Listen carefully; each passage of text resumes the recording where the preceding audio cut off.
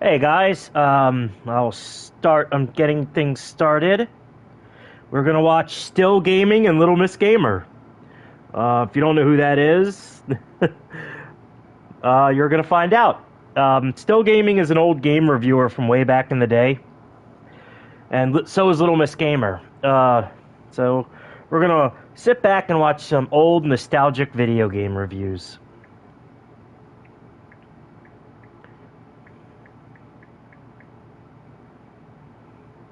Hey, Saints in Hell.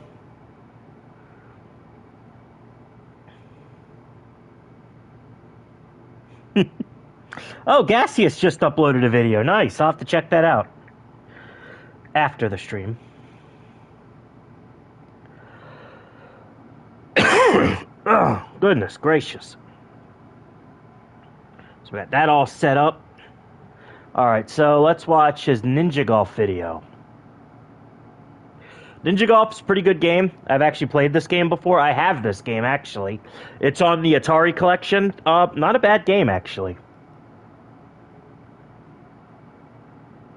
Where's the sound? Oh, this is back in the good old days of YouTube where they did not give a fuck. Will Buttered Boy be over the edit I just dropped? I haven't seen it yet, but I should. I bet he's gonna be fucking butthurt. Absolutely booty blasted. See, this is back in the good old days of YouTube where they did not give a fuck. They could talk about whatever they want. Oh, you want copyright movie footage? Watch a few seconds. All right. We'll do that. You know, we'll do it right now. Yeah, they did not care at all. Copyrighted videos, fucking movie footage, songs. 3 hours. Fuck. Waiting for it to load. Will this jump me? I hope this doesn't bounce me off the internet. I will add a like. Fuck. Yeah, we'll wait for that one. I don't want to have to try and load a 3-hour video.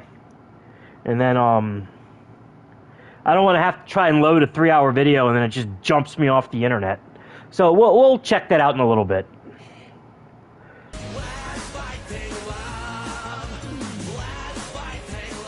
That song's from South Park, by the way. Stream Goodbye Volcano High, then Snoot Game. Hey, Darren. Hey, Torsh. I do plan on doing Goodbye Volcano High and Snoot Game. That'll be in the future. Probably the far future. I want to wait for that game to go on sale. Exposed interest in doing an enhanced version. Nice. Today's game is one of the most popular. So this guy, his name is Lee. He does Still Gaming. He doesn't actually move for $30. He doesn't actually move around.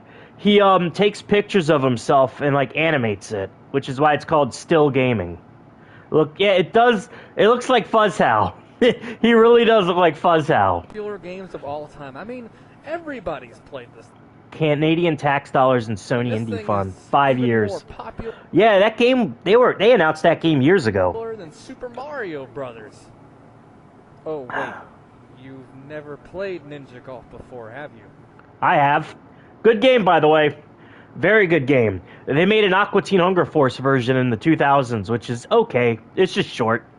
Fuzz's more successful brother. More in shape Fuzz with an actual jawline. Needs a butter filter to look like Fuzz. I hope Fuzz doesn't fucking copyright strike this stream. You mean you didn't own an Atari 7800 back in 1990? Streaming the same time Gaseous' new video uploaded. Yeah. Hey, Mr. Vids. What's wrong with you, man? This is the most original game ever made. Ninjas playing golf.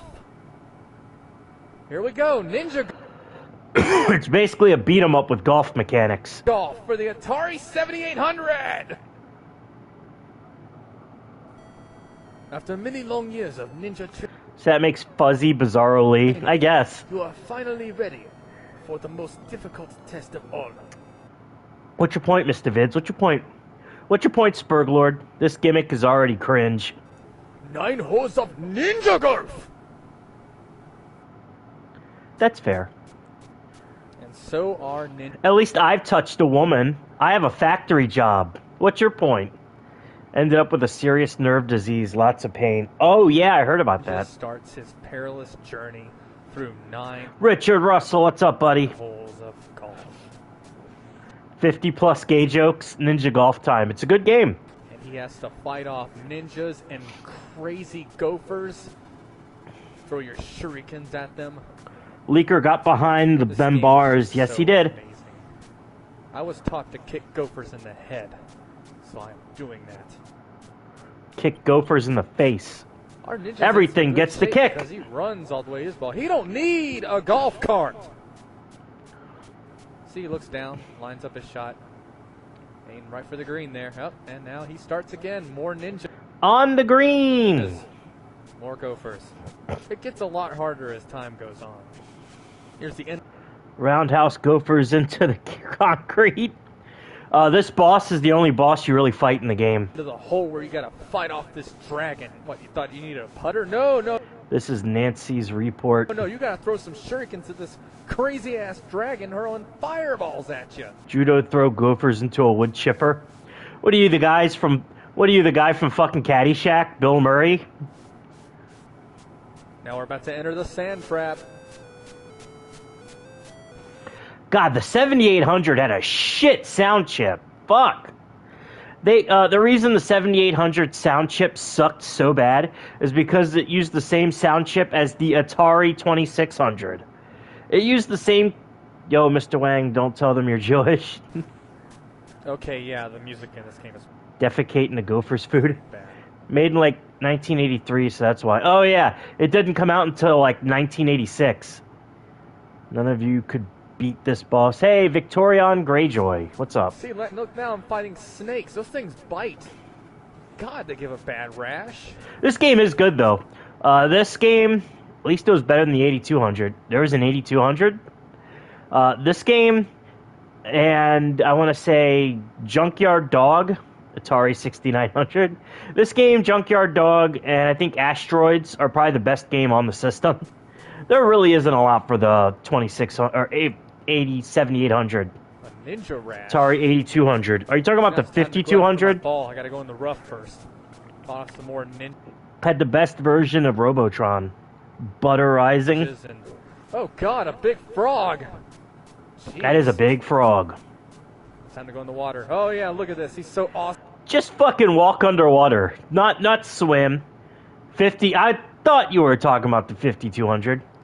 Hidden gems on the 7800. There's a Road Rash style game called Motor Psycho. I think that's on the Atari collection. And the only home console to get a port of Food Fight. I don't know why the 7800 port of Food Fight isn't on the Atari collection. 4200.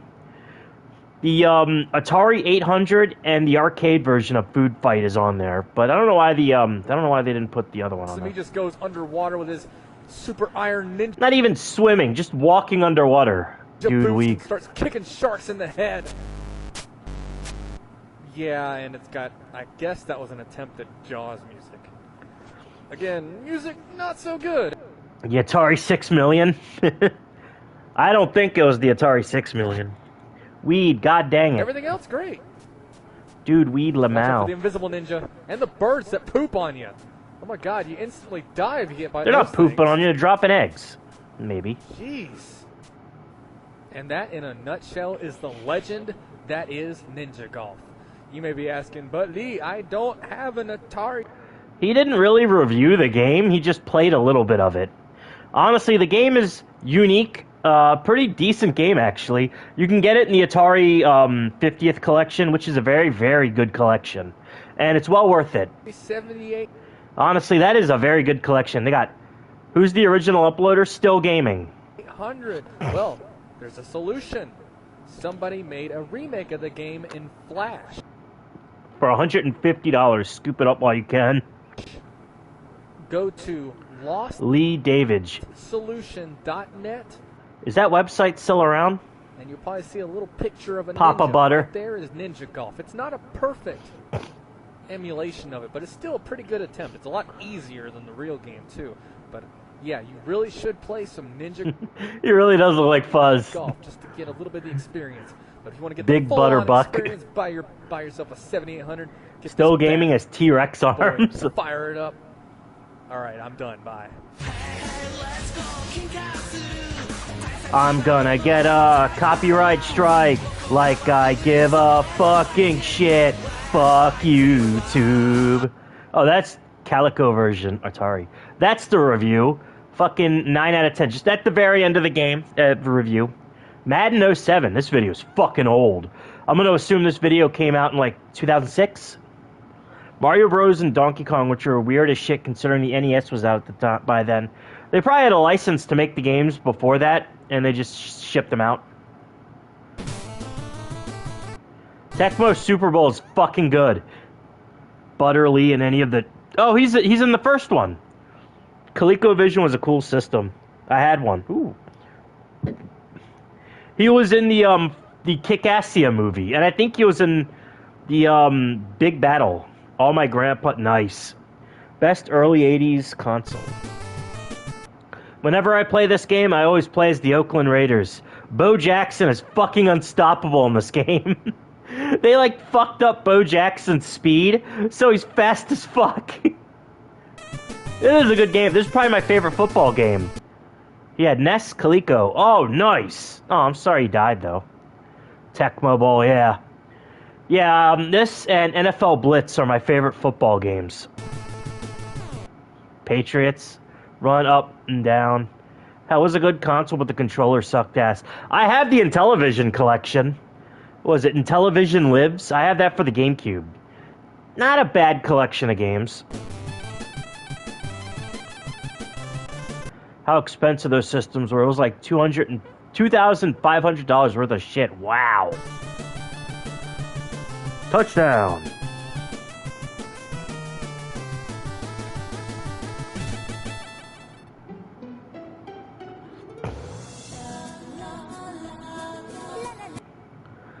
Be up, down. Apparently, despite being in his 60s, is a total gamer. What's up with the music? Why didn't he use the fucking da-da-da-da-da, da-da-da-da-da? Today we're covering the best football game ever made. I mean, NFL Blitz exists, and that game was fucking awesome. Game is just... Seriously, go play NFL Blitz. It's like NBA Jam in football form. It was made by Midway. They even have the Mortal Kombat password system. The ColecoVision drawing machine. Together are almost worth $3K. Wow. Out. Crazy nuts and good fun. Mindless fun. Bodies fly everywhere. No need for penalty. Fuzz needs to wear a white shirt and glasses. Spirit animal name, Joey Jaguar. I had the Dreamcast version of NFL Blitz. Incredibly expensive, I bet. I had the N64 version, but I had a lot of fun with it. Let's get our game face on and let's play some Tecmo Super Bowl. The shitty fucking like webcam mic. Oh, it reeks with age. I love it. It's like a fine wine. NFL Blitz was the shit. It was fucking awesome. Now, the first thing I noticed with this game is the presentation. Expensive, then Neo Geo came around. Neo Geo and the fucking, the 3DO. Quality is ridiculously high for a Nintendo game. They really went all out to make this one of the best football experiences you'll ever have. There I am, kicking off right now, because I'll need to return. So fucking buttered at the competition, they refused to release anything on the Dreamcast.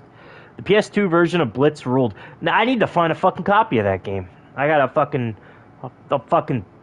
hack my PlayStation and fucking put it on there.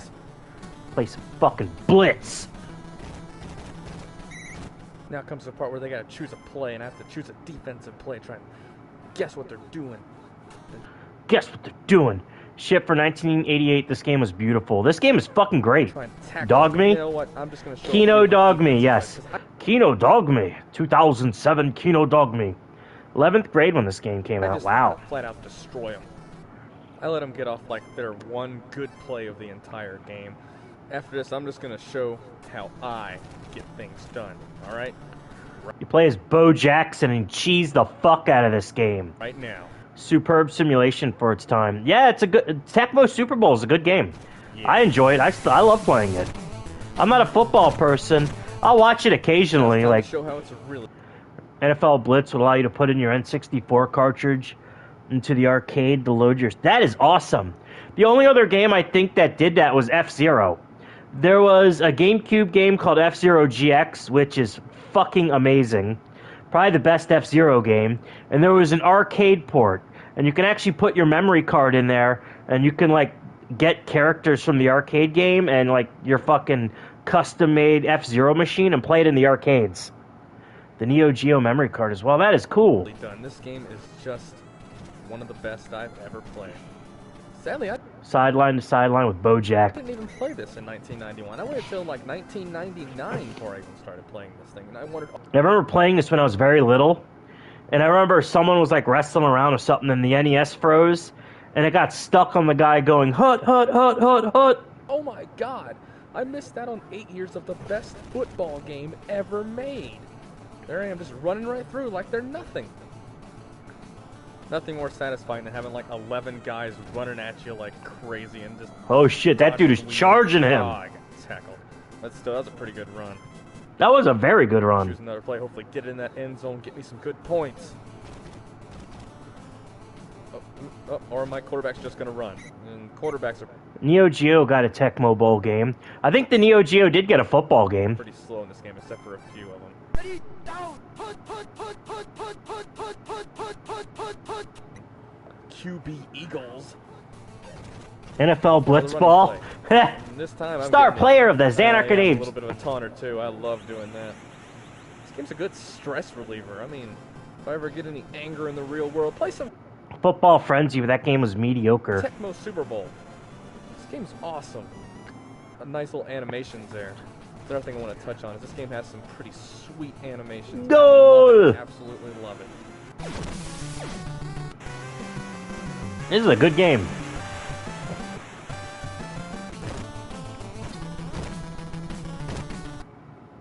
Roger Craig. The Adams Wave game that basically football NFL Blitz. It's called Pigskin Dirty. Now, sometimes this game can actually get tough. Once you get into about the playoff modes, that's when you got to get your real game face on. Dude, Lee, clean your fucking room. And that's when you got to really just put it all out. Except if you're playing as a bad team, you're pretty much screwed because you go really slow and their guys are like 400,000 times faster than you. Clean your room, still gamer. Brutal NFL Blitz. I had stroke typing that. This game even playable on the Switch? Yes, it is. Jinx, you owe me a soda, Joey. Mortal Kombat NFL Blitz, nice. Yes, you can play Tecmo Super Bowl on the Switch, and it has the NFL license and everything, all the character names too. But anyway, let's play! Here is a little bit of playoff mode. Focus on that 2 there. He kicks the ball off. That's the punter. The strategy guy, yeah, it's a nice He's collection. running as fast as he kicked the ball. He's running faster than everyone. And of course, he tackles my butt. Equally lazy wife to not clean his With room. like Oh 5 yeah. other guys. Oh yeah, he's married. Playoff mode gets really, really hard. I try to romp any plays, and it's just ridiculous. This is the only play of the game where I got lucky. Fast as fuck, Look boy. how fast they're going. I have to just do Fast my as fuck, boy. excellent dodge skills to get out of the way, and still taunt them because taunting is a necessary skill. I guess it's kind of good that they put this in here because people don't want to think this is like the easiest game ever made. And if you'll notice, I really had to cheat. I had to put Jerry Rice Lee's wife looks like Jim Sterling. at Ugh. running back. They are And flying. that's one of the cool things. You can change positions for all your offensive players. I like that a lot. Changing playbooks is awesome too, and like really necessary. You got pretty much like 50 plays to choose from. Put in a little bit of trickery there to throw off the defense, even though it's totally useless in playoff mode and you'll get your butt handed to you. It's still a great feature though. I like it. I'm going to give this game a 9.5 out of 10. It gives you just about everything you could possibly want out of a football game, and this was made 15 years The ago. bases loaded game, there were like 5 of them. That's all there is really to say. Go out and buy Yeah, I this do game remember right bases now. loaded. Ready, down, put. Yes, I do remember bases loaded. Alright, we got Mega Man, Vector Man. Vector Man, my man, what's happening? What time is it? Hold on. Yeah, we're still good. on the Onchibara. Got the Onchibara. I do not have that one. I didn't even know he reviewed that. Fuck. Vector Man's a good game. It's a really good game. A fun run and gun. I'm glad Sega makes it like available to play. That is a weird theme song. Lee here, and today we're taking a look back at one of the spectacular gems for Canceling Vector Man 3. Oh yeah, there was supposed to be a Vector Man the 3. Sega Genesis system. This game was so beautiful, and it was very fun too. I'm talking about Vector Man. It's from Disgia. Oh, thank you. Vector Man 2 isn't quite as good. The Psychonauts poster. I have more. I've had more memories playing Vector Man 1. Neat opening, huh? Imagine seeing that in the Christmas of '95. Wow, this was a late game. I thought it was just one of the most spectacular openings I'd ever seen. Lee dabbing on his butter brother. Lee is a fangirl of Psychonauts. I have that game. I might stream it in the future. I've never even heard of the PlayStation up to this point. This game is just so flashy and so great looking. It blew all the other Genesis games out of the water. I'm not sure if there are any other games. A lot of the best Genesis games came out late in its life. Jurassic Park 2. That was a really good game. And graphically impressive, too. Look anywhere close to being as well refined as Vector Man. As far as Genesis games go, this one takes top honors, no doubt. Vector Man is a platformer with just crazy-ass, over-the-top action with lots of destruction. I mean, anytime, even when you blow somebody up the screen. Ristar, Phantasy Star 4, Vector Man, Crusader of Senti, Shining Force 2, all came out in '95. Wow! I didn't realize Shining Force 2 came out that late. JP2 was ultra good co-op. Genesis games were more experiment. Yes, they were. Oh yeah, the Genesis. Hey, lardass. The Genesis took a lot more risk than the Super Nintendo. You got that massive Don't get it spread. twisted. There are a lot of good Super Nintendo games, and I really love the Super Nintendo. But man, the Genesis took a lot of risk. Batman and Robin was a really good game for the Genesis. That's a really good run and gun. People were still buying SNES for Donkey Kong Country. Blackthorn, that game was tight. I have that game. 16-bit generation was experimental overall. Yeah, I had Blackthorn. Taking risk works, sometimes not. Sucks because that asshole Yuji Naka helped kill Sega Technical Institute. There's like Yes. 10 different weapons. But yeah, hey Ali, Vector Man was Kino. TurboGrafx was experimental. That was a good system. Too. Even the little I am so glad I bought the TurboGrafx Mini when I did. I fucking pre-ordered that thing. Because those things are like $500 now. Even the little mosquitoes he blows up just shakes the whole screen. And there's a whole element of Sonic to this game. Not in the sense that there's a lot of speed, but there's more than one way to get to the end. This game But yeah, that Batman and Robin game was really fun. It felt like a treasure game. is not really... Well, I mean, each level is not really that linear.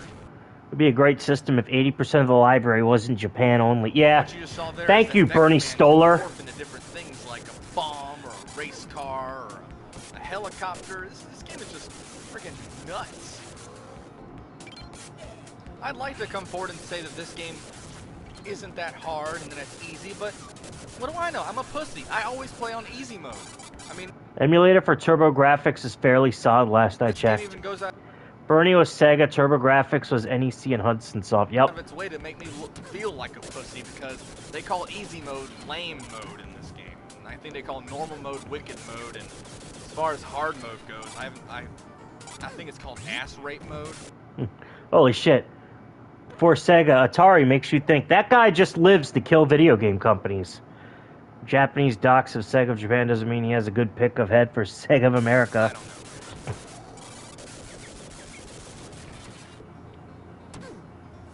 We're coming up to the first boss fight here. I must say that although they had much attention to detail on the graphics and the normal enemies, most of the bosses were pretty lackluster and weren't really Yeah, that boss really isn't impressive. It's just a big plane. much of a challenge at all. It's They pretty just big really sprite. It's pretty cool looking sprite.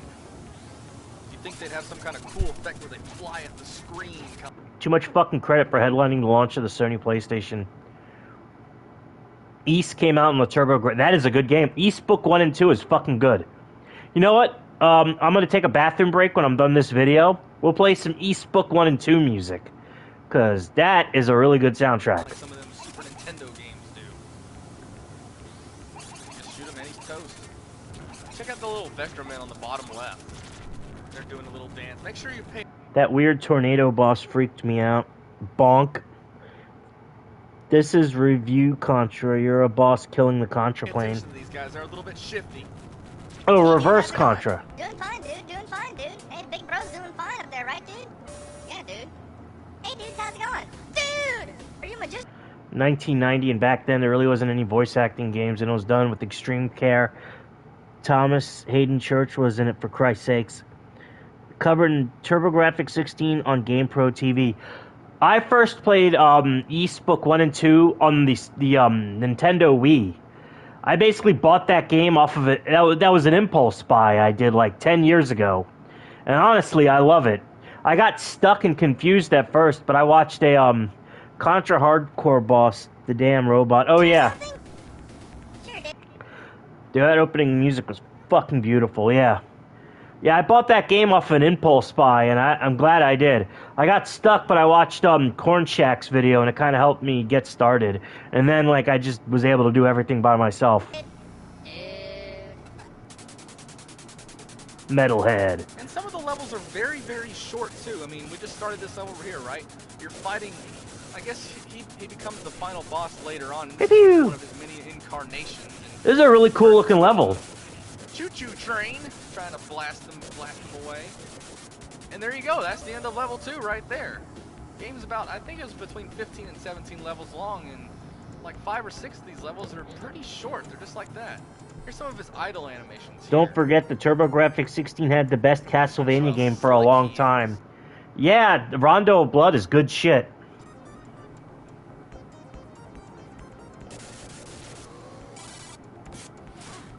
I like the underwater effect. It's very neat, especially when you if you focus again on the little vector men on the bottom. As he gets shaded, the little vector men also get shaded. They pretty much change tones with him. That's cool. When you die, you like explode.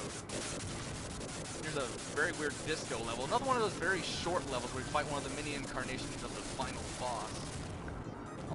This is a very visually interesting game. It's very impressive for the system it was released for. Keep in mind, the Genesis was using hardware created in 1987, 1988, and it was pulling off shit like this and Lost World. I like this effect here. A nice lightning effect. Very pretty level. Couldn't get that Saturn or PlayStation, but the PSP port was better late than never. Very chaotic, but looks great for how old it is. Yeah. Like the rapid beam. And this is, I exposed a bug here by accident. I bounced through the ceiling somehow of one of the things. Well, I'll let it slide because it's Vector Man and he's my boy! Music is pretty good for this game. It's got some kind of a good old weird techno beat. Sega even tried to sell I keep expecting him to say, "What's your point, Spurglord?" CDs with this music. I saw it at a Dollar General store one time for $8, but come on, $8. It was really only... There's not enough tracks in this game to really warrant Stage 1 had damn good music. it getting a really high score because... It's amazing they sold video game soundtracks back in the 90s. I remember Nintendo sold a bunch, and they were shaped like Diddy Kong's head for Diddy Kong Racing, Yoshi's head. Butterboy's brother has good taste. Yeah. They need to make a Sega platform fighter and have Vector Man in it with the helicopter as a stage. That'd be awesome. Cycle a lot of the tracks. And there's only 16 levels, you didn't really have to reuse some of them. Now this level has some nice design touches. You see those spotlights there? I'm not sure if you can see the quality here, but they're like projecting lens flares on here. Sometimes yeah, you can see the fucking lens flare. Heavily inappropriate. The Donkey Kong Country 2 soundtrack is like 500. Fuck that. Just listen to it on YouTube. But I feel that it really works well here. It looks very awesome, especially when you have 2 or more spotlights on Vector Man. See, it's not like there for the entire level. Oh, and here's another one more of those bosses that are just not that well inspired. They just kind of look dumb. Yeah, it looks like a character from Rise of the Robots. Anyone remember that game? Rise of the Robots was like a my collector's market. Rise of the Robots was like shitty fighting game where you play as robots. It looked nice, but it played like ass. And you could only fucking play as like one character in single player. What the hell is that supposed to be? Just random. Autofiles, ew.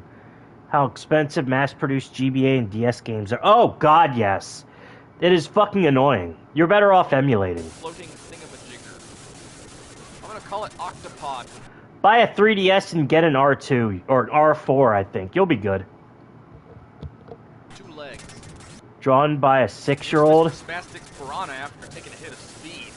Now, we'll admit there was one boss that was pretty cool. It's this monkey boss right here. Chimp, whatever. He still kicked my ass. Here's a little more of Vector Man showing off. Boom! I'm sorry, I apologize. What is he doing? I'm not a crook. Arr. I'm not a crook. I just couldn't help myself. Haru. More than nice little shading effect. That is really cool. And that is one of my childhood favorites, Vector Man. Back in those days, Robotic Fish reminds me of the one villain from Courage. Every year, and this was the game of 1995. I felt so special and privileged to get a game every year. Anyway, enough sap story. Go out and get Vector Man now.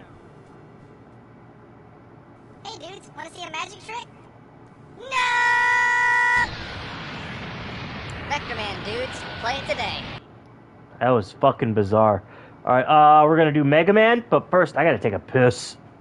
Time to take a piss. Let's play some fucking music by fucking my balls. Fuck, East 2.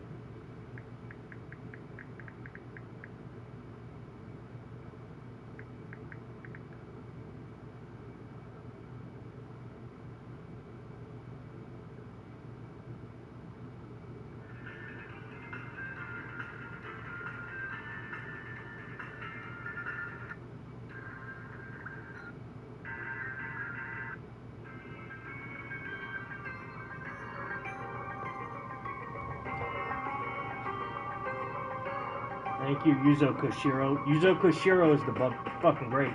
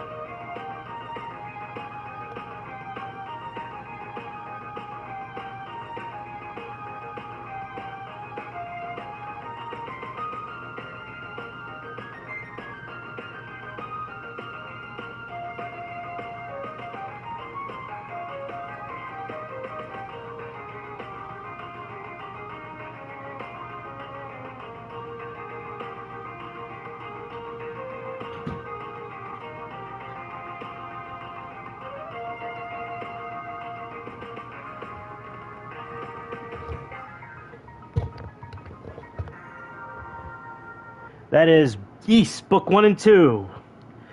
Fucking great soundtrack, a really good game. A lot of people say play the modernized East games. But man, that first game's pretty fun. Once you get used to how it plays, it doesn't play like a traditional action RPG, but once you get used to it, it's really good. You're in for a good time. Alright, let's watch. I don't like the modern East games.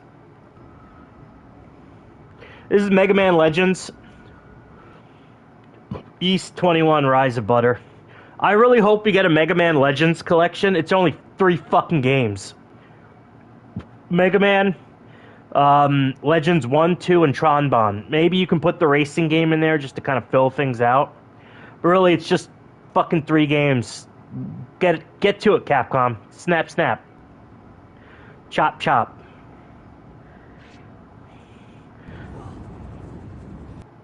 Tronbon? Yes. I remember playing this game for the N64. There was a port. Fuck Nissa America. Nissa. There was a port of this game for the N64 called Mega Man 64, and it's pretty good. It's literally the same game. After the rest of the Mega Man series, meaning all the humans and Reploids are dead, and all your efforts were for naught.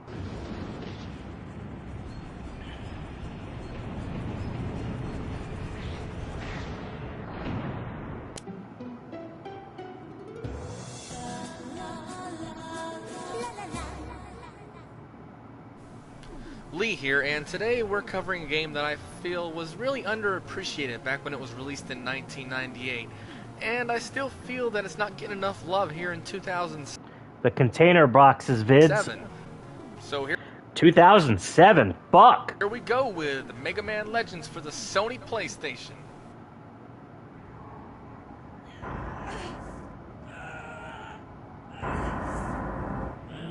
And here we see Mega Man. No, not those. First time in 3D, and boy does he ever look My only anime-ish. weakness. He's got his spiky hair down, but Mega Man always looked anime-ish. Ever since the first game, Mega Man had anime vibes to it.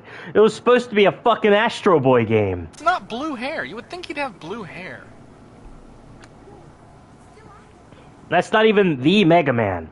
That's Mega Man Volnut.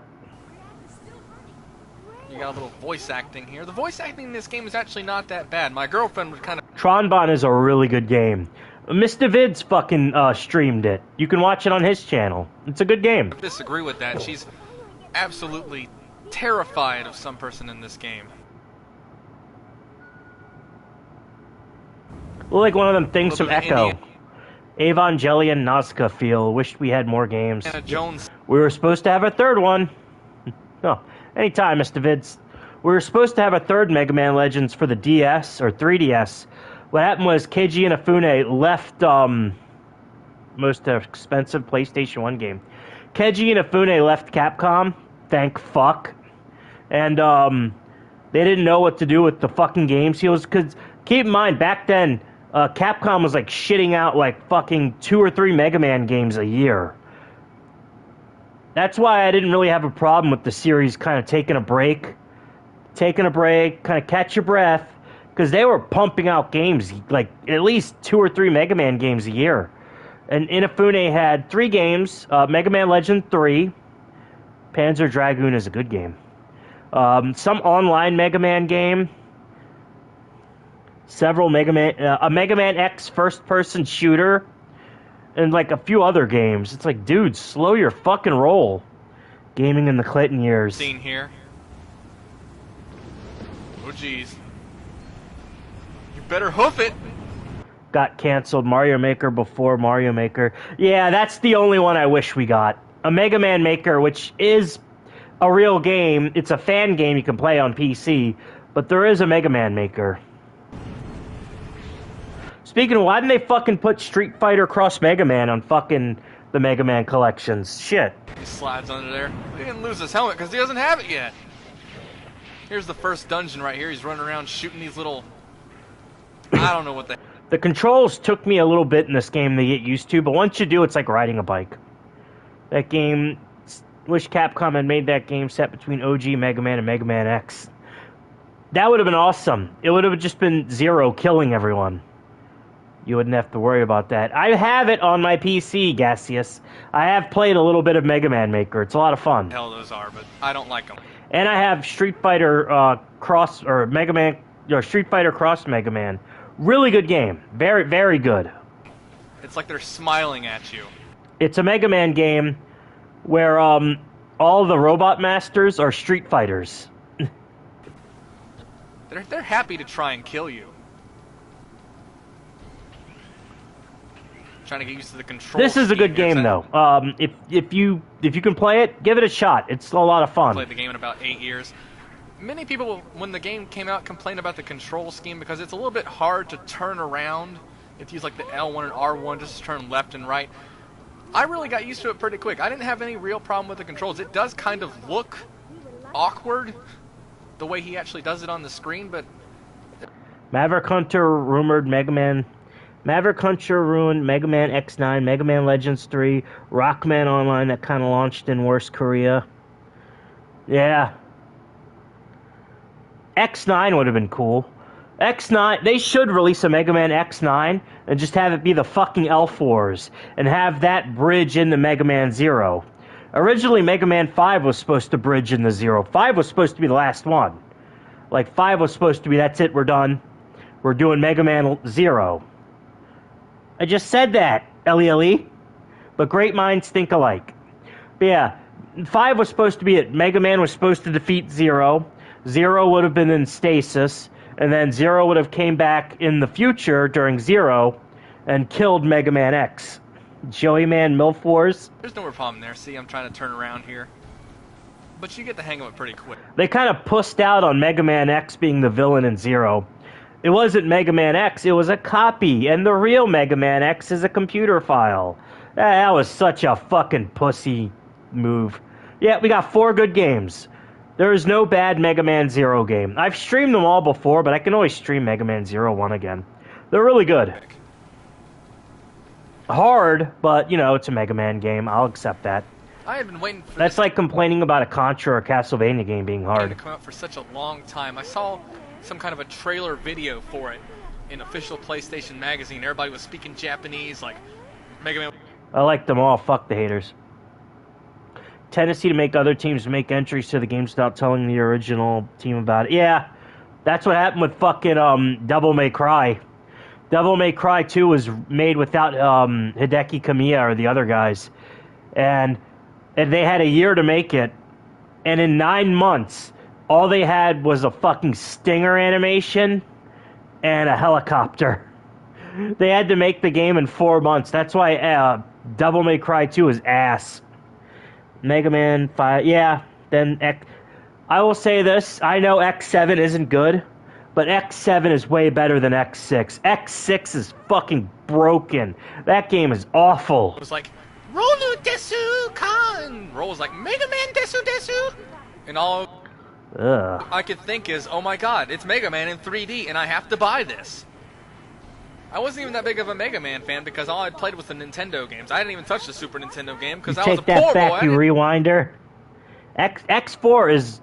My favorite Mega Man X games are 1, 4, and 8. I didn't own no Super That's it, 1, 4, 8. Nintendo. Yet I owned a PlayStation. The one real problem I have with this game is that it's just too X4 is the best. Yes, it is. It's really good. short. It's only about 6 hours long. I'm sure if you find all the secrets and crap like that, it'll take you a good 10 hours because there's a lot.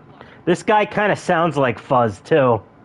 Like, I'm just like, in my head, I'm just thinking Fuzz doing old game reviews. 1 and 4, so I guess I didn't miss much. Yeah. Lots of cool stuff in this game. You can run around and 7 is really clunky. X2 is good. X3 was bad. 4 is great if they didn't phone the cutscenes to a cheap studio and the VA to a bunch of Canadians phoning it in. Yeah. try and collect. X7 was very clunky and different because they wanted to make like a 3D game. They wanted to make a hybrid 2D, 3D game. They didn't fix that shit in the collection. To be fair, you can play the Japanese version of X4 in the collection. Living in Japan to voice Mega Man. Here's Oh, the God. first boss. If you'll notice, I'm doing this pattern where I'm just running around and shooting him. This is pretty much, you can The do this with pretty much any Japanese boss. That voice kind of acting of 4 was good. detracts from the Same shit with Resident Evil 4. They even had like American actors that were living in Japan. Did anyone actually find out who played Jill in the live action footage?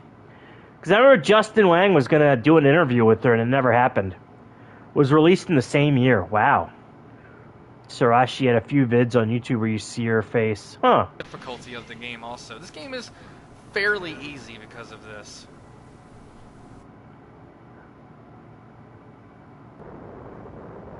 Phew. Nice timing, Roll. Anytime, Mega Man. I'm sorry, Mega Man. I had some engine problems, and It's okay, Roll. But I'm glad you showed up when you did. Alright, Mega Man, he's one smooth talker. Any of the Mega Man Legends games that I played the ever-loving shit out of Tron Bonne. Tron Bonne's a really good game. I never really played Mega Man Legends 2, but I played Legends 1. Legends 1 I have the I have it on my PS3 along with Tron Bon. I love the Legends games. I have Legends 1 and Tron Bon on my PS3, and I played the fuck out of Chelsea Clinton and one of the Money Badgers. Oh God. Who? Ruth? Let me see. Ruth Raishi. Let me see.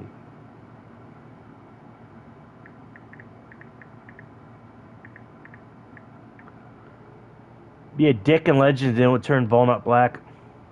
A huge crush on Roll.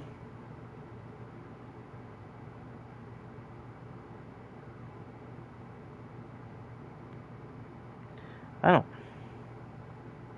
Oh, I'm looking in YouTube. That's why. Let's Google search this.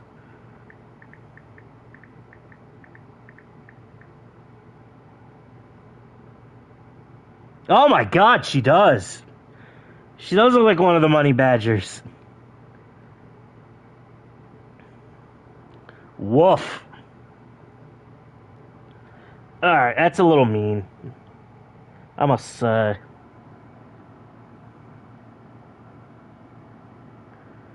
When I had a huge Roll Misty. Roll Fizzle Beef. Oh God, why is it not? It's not fucking putting the fucking chat in side view like I want. I want the chat too. How do I get that?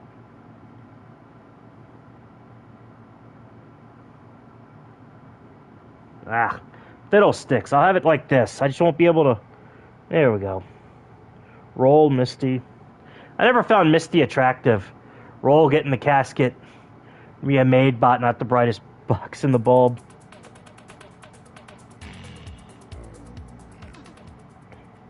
We're gonna have to get the hose on that Playboy. For fuck's sakes. Ah, why is it doing that? Oh, check out the little monkey. Look at his little dance. God, I swear to God, me and my brother have been doing that dance. Perfect role for a woman. 10 years. We've got it down. This is actually a pretty good exercise. I recommend you do at least. God, he really doesn't like fuzz. Also, I see that Legacy of Kain figure in the background. That's a really cool game. I don't want to go too high. 8,000 a day. Why You'll be burning those. Like nothing but robots that look like underage children. This stupid fucking heart symbol. I wish I can get rid of it. I can't fucking like make the thing Calories sideways. in no time. And here we come to one of the staples of the Mega Man Legends series, the Lego Men. Of course, An ocean apart. You can't really call them Lego Men because that would probably result in a major lawsuit. See, I'm They're called serve bots. trying to kick him there. Mega Man has a left kick and a right kick. I don't think it really boosts your skills or anything, but it is useful for some things, like kicking animals. Oh, More there on we that go. later, too. Problem solved. He's in the happy city. He's kicking. Simp Look at bots. this. Oh, fuck. Oh, he's a trash digger. But with good reason. I mean, look what he finds. He finds 50 bucks. I mean, if you found 50 bucks in a trash can wherever you go, I'd be a trash digger too. It'd be cool to be a trash digger. Now, Quick, Mega Man's Fitz, time to testing his correct the kicking simp bots. skills by kicking that can around. Trying to see how many times he can bounce it off the walls there. Oh, nice little There trick. we If you go. kick it into the bakery, you get money. You get $1,000 bucks, but then it gives you Oh yeah, I always did a that. nice little message saying, "Keep our streets clean. Put trash in its proper place." Yeah, Mega Oh, Man, what a bunch clean of up the street. Bull crap. It looks pretty Get- interesting. That Mega Man ZX was foreshadowing Legends. I still need to stream ZX. I have the ZX collection, and ZX was really fun. I played that a lot on the DS. I didn't play Advent, but I played ZX a lot. Give me my money. Mega Man's gonna check out the bookstore now. There are some dirty magazines on the rack. Dude, Mega Man's looking up porno. Dr. Wowie. Some dirty magazines. Are you friggin' It kidding might be fun to look at them, me? It might be fun to look at them, but there are so many. Dude, Mega Man's looking at porn. but there's so many people around. Yeah, Had too many transformations. I guess he's just gonna have to save that for later, huh? You'll never guess what this game was rated. X4 is still the best X game. Yes. You Techno guessed it. Towering E Castle. for everyone. The Angle of the Dangle I'm not too.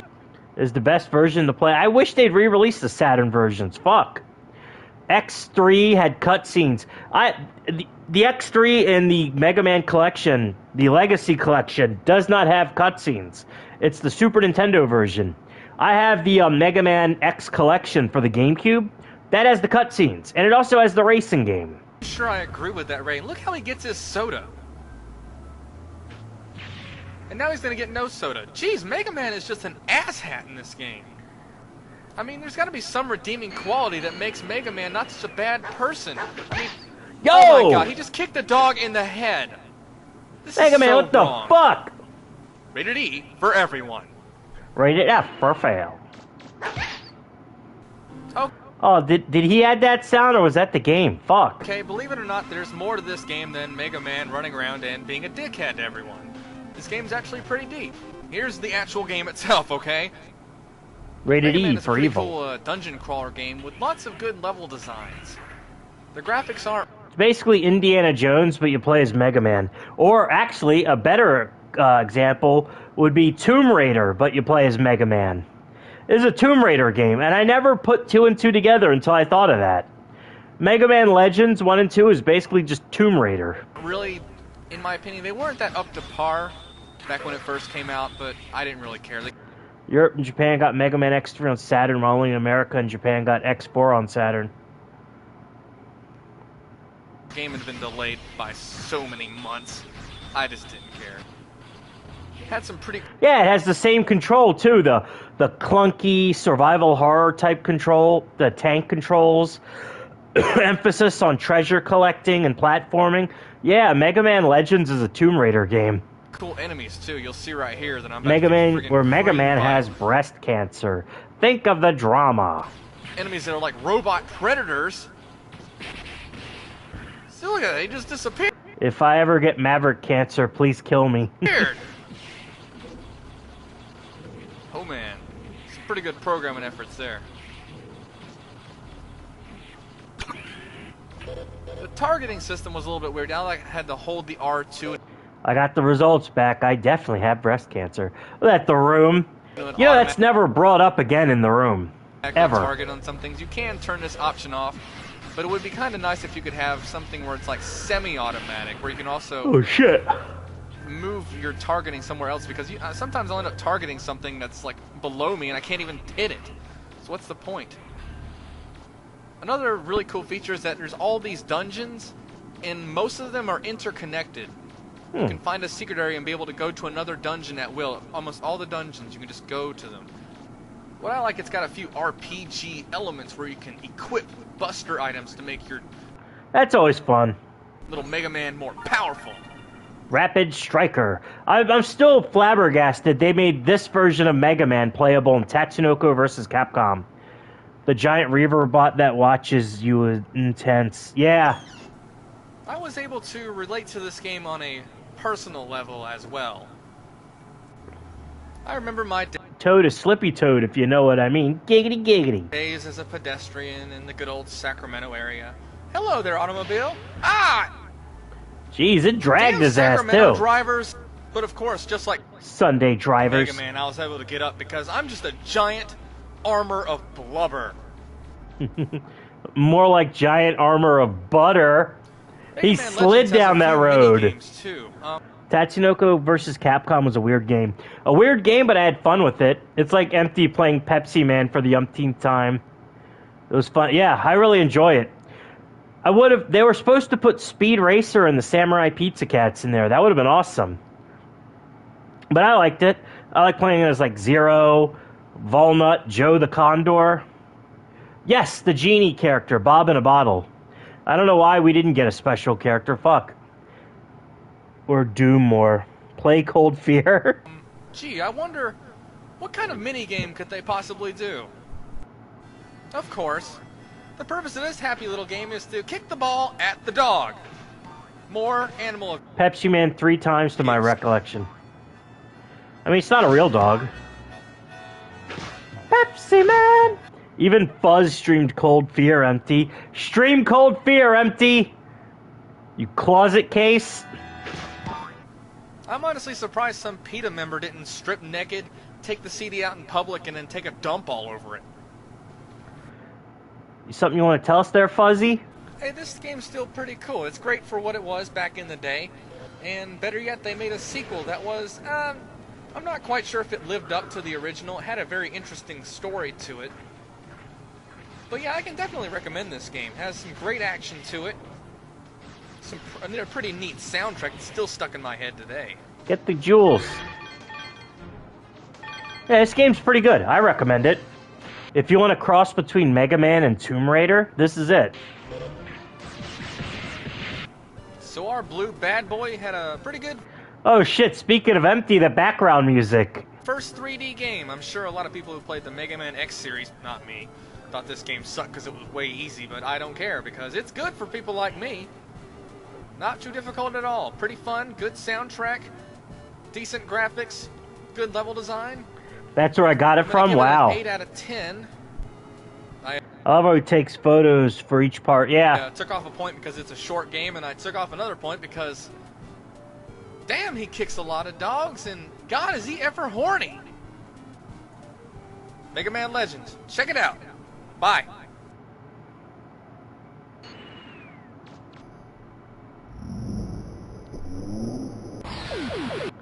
Wow, you ended the review the same way. We got some more still gaming. These were actually not done by Lee, but by people from, God, what was it? PCB Productions, the Captain S people. We watched their videos before. We actually watched the entire series of. I've already streamed gaming in the Clinton years. The woman that Lee stalked, yeah, Little Miss Gamer, Vanderbrook. I did stream gaming in the Clinton years, and they shut down my stream. I was able to stream like 2 hours of it before they realized it. So this one is Blades of Steel, which is a pretty good game. This is the guy that played Captain S. Captain S is a pretty good internet show. It ends on a cliffhanger, and yeah. Hey everybody, this is Brett Vanderbrook from PBC Oh wow, fuck them. Filling in on Still Yeah, they pulled a James Rolfe. Gaming for the ailing Sasha 9. Poor little fella. This week on Still Gaming, I'm bringing you the most advanced hockey simulation ever created. Too bad he's a Sabres fan. I'm not a hockey person, so I don't know if that's good or bad. I don't. Pretty sure it was. I remember I got the your stream. We shut down your stream video. I can always try again, but you know, maybe in the future. Released in 1988 when it came out. I'm talking about Konami's smash hit Blades. NFL 94. They re-released that game. You can play it on the Xbox. It's a lot of fun. Blades of Steel is good too. There was a period from but it's a sport with a bunch of white guys in uniforms hitting something black with sticks. Of Steel. Now come on, be honest. Who didn't love this game when it came out? Still gaming. 2007. That's 16 years ago. Back then, man, we was pucks and shit. Flyers and Eagles will win. Back then, man, Konami games had really a really good polish. You had basically Nintendo games are at the top for the most part. Then you had fucking Konami and Capcom that were just at that point. Just pumping out hit after hit.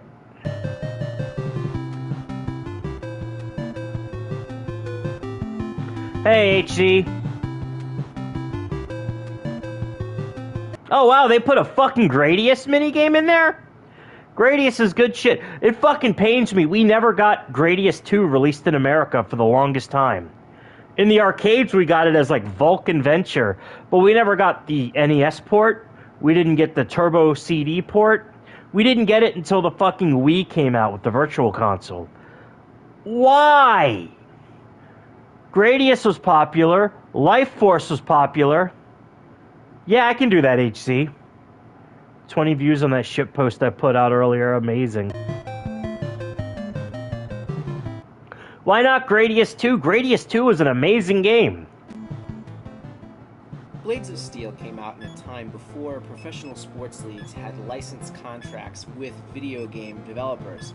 So what you have Saints in Hell. Great stuff, Gaseous. is 8 teams to play with that while they were real NHL cities, do not bear any NHL logos. Although some of the teams have colors that were similar to the NHL teams. Take New York, for example. I guess that kind of looks like the Rangers uniform.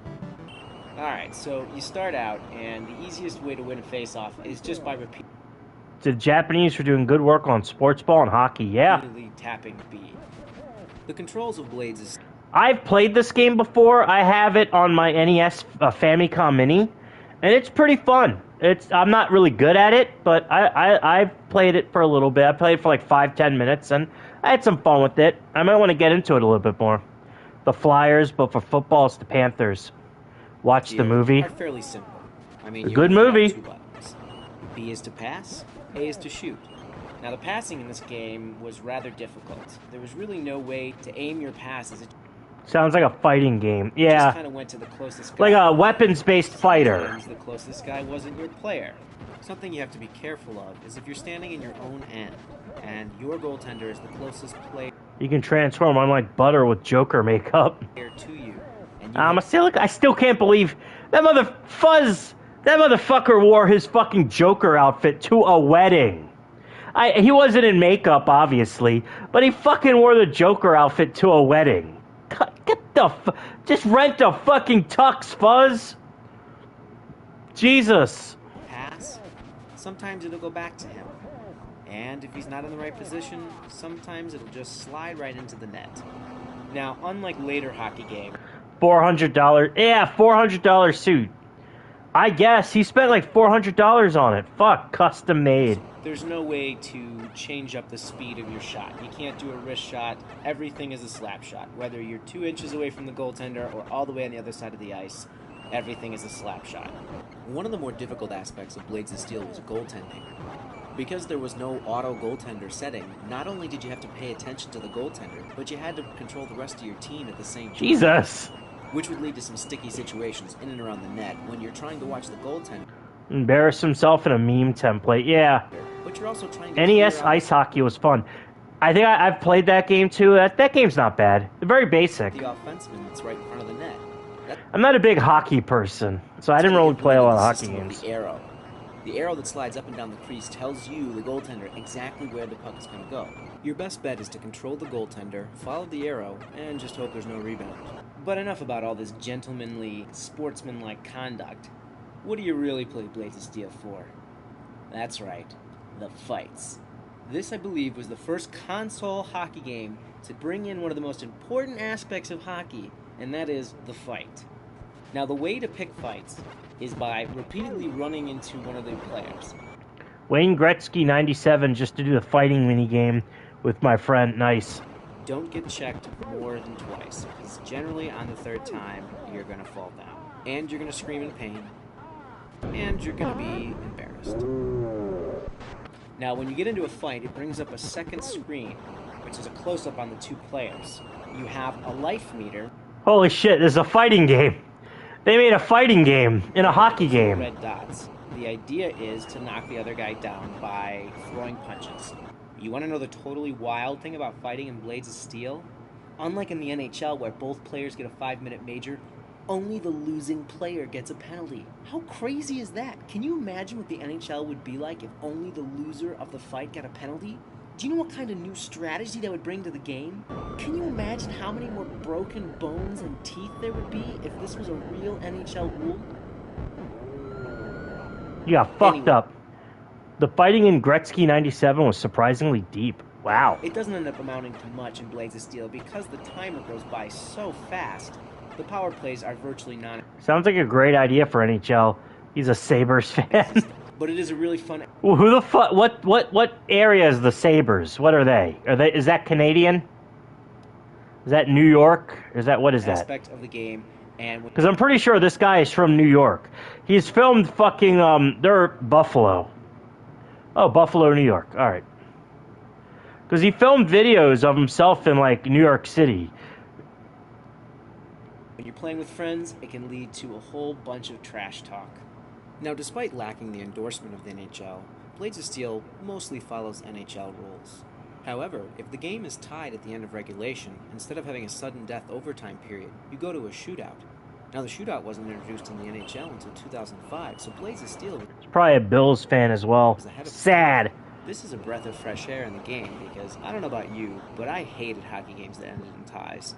So I was thrilled when they added that rule. So this is a fun little thing that can happen at the end of a game. I know that some... Isn't this a... Yes! The guy who created Still Gaming was sick in 2007. He had, like, actual serious illness. So he got the guys from Captain S to do, like, special videos for him. My friends and I would look forward to this. And matter of fact, we would try to have games end in ties just so we could have shootouts. This is a Still Gaming episode, but it has a different host. Can't do a review of Blades of Steel without mentioning the Jumbotron between the second and third period. If you just let it go, you'll get one of two scenarios. One, you get a panda bear that comes out and says a few things, and then you see a puck get hit. It's kind of boring. The second option is this sort of space shooter game that comes out of nowhere. It's fucking Gradius! Not Balls of Steel. It's not Space Shooter, that's literally Gradius. That is the first, that big spaceship is the first boss from Gradius. Balls, balls, balls, balls, balls, balls, balls of steel. That is totally playable, and you can blow up the ship, and that's about it. But the other thing to note is that right after it, there's a very famous commercial for Contra. I think this is one of the earliest forms of product placement Jackal. in a video game. Jackal's a good game, and so is Contra. Contra's a classic. Butter Bro, that's Gradius, damn it. Awesome music, fantastic graphics. All your friends will want it. I mean, they're right. Contra and Jackal are fucking great games. I mean, imagine you're an 8-year-old kid playing this game for the first time, and you see this advertisement. The video game that you're playing is telling you all your friends will want it. What's the first thing you're going to do? You're going to run and tell your parents you need... Finally beat Contra without the Konami. Nice! Good job, man. Contra. This was brilliant on Konami's part. It actually makes me wonder if Blades of Steel contributed to the enormous success of Contra. It really makes you think. Now when the game is all over and someone has won the game, the losing team skates off while the winning team takes a victory lap and then gets their picture taken. A winner is you. When I was a little kid, if there was a way to print that picture. Which is funny, because like 10 years after this game came out, the Game Boy printer came out, which allowed you to print pictures from your Game Boy. You're a winner. It was really cool. You could, like, Super Mario DX, you could make, like, your own little stationery and stuff, and, like, text and all that. Pokemon, you can make Pokemon Gold and Silver. You can get the unknown and make, like, cryptic messages with them and print it out. Blades of Steel, definitely one of the better sports games on the NES. It may not have had NHL teams, or NHL logos, or even NHL rules in some cases. But what it did give you was fast-paced, Congratulations. fight-picking, intense hockey. And that withstands the test of time. This game is still Balls very of playable, steel. even almost 20 years later. So all in all, I give this game an 8 out of 10. So thanks for tuning in to Still Gaming Review this week. Send well wishes Sasha Nine's way, and hopefully he'll get better soon so he can get back to work. And on a personal note, why don't you go get reacquainted with some old systems today? Dig your Atari or your Nintendo Odyssey. I found a ring in there last night. That's a good one. Is that where you dropped your To pants? the attic and play, and remember why the games were good. And look out for the Sabres in the 2007 NHL season. A 9 butter blocks out of 11. Were the Sabres good in 2007? Does anyone know? Any hockey fans? Were they good in 2007? Brett Vanderbrook signing off. PBC Productions. And this is Little Miss Gamer, and she's going to talk about Food Fight, which is a very fun game. The last time they were good was 1999. No, lol. Food Fight is an Atari arcade game. Very, very simple, very fun. And you can play it on the Atari 50 collection. Well worth it. Crack open another beer, motherfucker. And they choke to the Dallas Stars.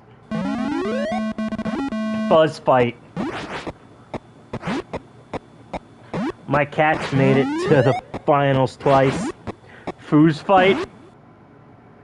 If this was Fuzz Fight, you'd be eating fuck. Wow, this is a choppy fucking video. Hey everyone, Z here from PBC Productions, doing an episode of Still Gaming. Looks I know like most of you know me Fuzz. as a The girl? puppeteer, but I do enjoy video Get away from my butter. games too, most specifically the older consoles, Commodore, Nintendo, Colorado Avalanche. and my favorite console of all time, the Atari. Yes, I've had my Atari ever since I was a little girl. I mean, look at me. Look how happy I am. I have my Atari. I'm a kid. I love The goal is bullshit. No goal. Perky teats. playing games. She kind of mousy. And you know what? Not much has changed. Fuzz I TTs still are love bigger my than Atari, hers. and I love being able to share games with people that they've never played John Romero after he went hipster.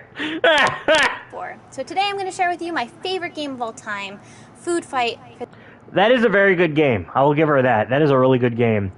Joe Saki in your face, the Mr. Vids. 7800. So let's get to it. Oh, Atari, you make me happy. Okay, you have intermediate, advanced, expert. This footage sucks. I think we'll start with And I can hear her AC. If a woman likes real games, autism is always a fact. She probably is on the spectrum. She seems like it. yes. Okay, here we go. So see that kid over there on the one side of the screen? Well, that's me. I'm Charlie Chuck, and my You couldn't let us win one mission in game. life to run from one side of the screen to the It might be a good game, but as a favorite, I mean, it's pretty addicting. other and eat my ice cream. Like, it's a lot of fun. I had a lot of fun with it. I really ever cared for hockey except for the Panthers ponying the Bruins. Cone before I it don't drips know what you into guys a are puddly talking mess about. of ice cream goo. Now, I have these nemesises, and there's 4 chefs, and their names are She's on the spectrum, the ZX spectrum. Got him! Jacques, Zorbra, Oscar, and Angelo. And they have some kind of weird vendetta The fucking chefs have names? against me and excuse my me. love for ice cream. So basically, I fend them off with some different food implements, and I attack them with all sorts of different foods. Losing And then I run over and I eat the ice cream cone with my hockey. big mouth. So Horse what do I hockey. attack them with? Well, you got the banana, which is great for flinging. Choke. We have the tomato, which has a classic splatter effect. And then you have a pie. I mean, what game can be called Food Fight and not have the classic cream pie? We have peas. I She looks so mousy. never understood that choice. And then you have watermelon. And Watermelons are good. Man, I haven't bought a watermelon all year. I should buy one, cut it up. Ooh, I should buy one, cut it up, put it in vodka. Ooh. unending supply of watermelon, which is just awesome. So Super long hair and glasses. basically, you run over to the food. I mean, she's not hideous, she's just mousy. When you touch it, you pick it Where's the fried chicken, biatch? up, and then I knew someone was gonna make that joke. when you go to fling it, you throw it in whichever way your face Oh my is god. looking at the time. And if you're still holding a piece of food after you've eaten the ice cream cone, it goes into the next round with you. Pretty awesome. So you're probably wondering what happens when you don't eat your ice cream cone in time or you touch a chef. Well, alright, I'll show you. Here goes. Maples, I Yes. would. I mean, she's not ugly. I'm not gonna say that. She's just mousy. I think it's like... She looks like the kind of girl that would be really into video games. Like she's like, if she said, "Yeah, I'm into gaming," I'd believe her. Other than like a Twitch girl, like if Amaranth came to me and said, "I'm really into gaming," I wouldn't believe her. But if Little Miss Gamer said, "Yeah, I like video games," like, okay, I believe you. You get attacked by food. You get She's not hideous. Not busty enough for Joey. She seems like the kind of girl that's in my league. pummeled by food. The food, it throws itself at you and you are unhappy. So don't do that and you'll be okay. So one of the most amazing things about this game is this. See, now every once in a while, If she lathers herself with peanut butter like those other gamer girls. I have that video on my YouTube channel.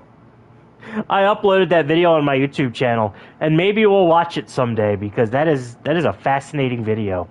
It's like some really autistic girl, and she's like in a bikini, rubbing fucking chunky peanut butter all over her goddamn body. In a game, you have kind of a heart racing moment. Fucking Oh wild. my goodness, you know, I'm gonna get attacked, I'm gonna die, things are not looking good, but then all of a sudden you overcome the odds. You know, you get out of the sticky situation, you attack the chefs, you eat the Are my ice favorite cream team. cone, everything is great, you even get an extra life. Well, Atari, they recognize that, and they allow you to watch it again with even better music. It's like you're reliving the I'm making a PB&J, but I'm short on the J. Giggity. memory, and it's even better than when you did it originally. I mean, isn't that just awesome? That is actually pretty groundbreaking. A lot of video games didn't have replay function back then.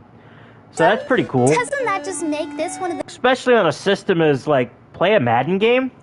I'm not really into Madden, but okay. Ron White cheese wheel. What the fuck? best games of all time? An instant replay? I mean, seriously, what kid doesn't love that? And that's why I think that Food Fight is one of the best games ever created Blitz? for this Hell system, yeah. and in fact ever. Because really, it's all about ice cream.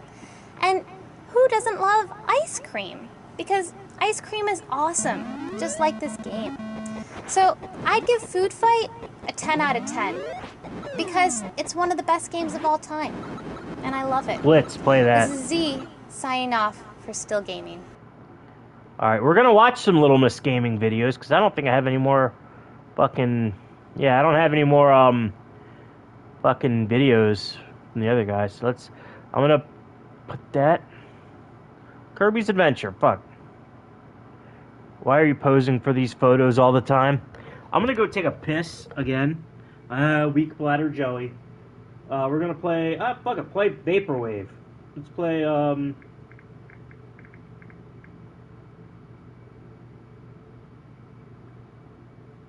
This is St. Pepsi. Her review of Zuma is good. St. Pepsi Cherry Pepsi with more guitar by Scythe Vision.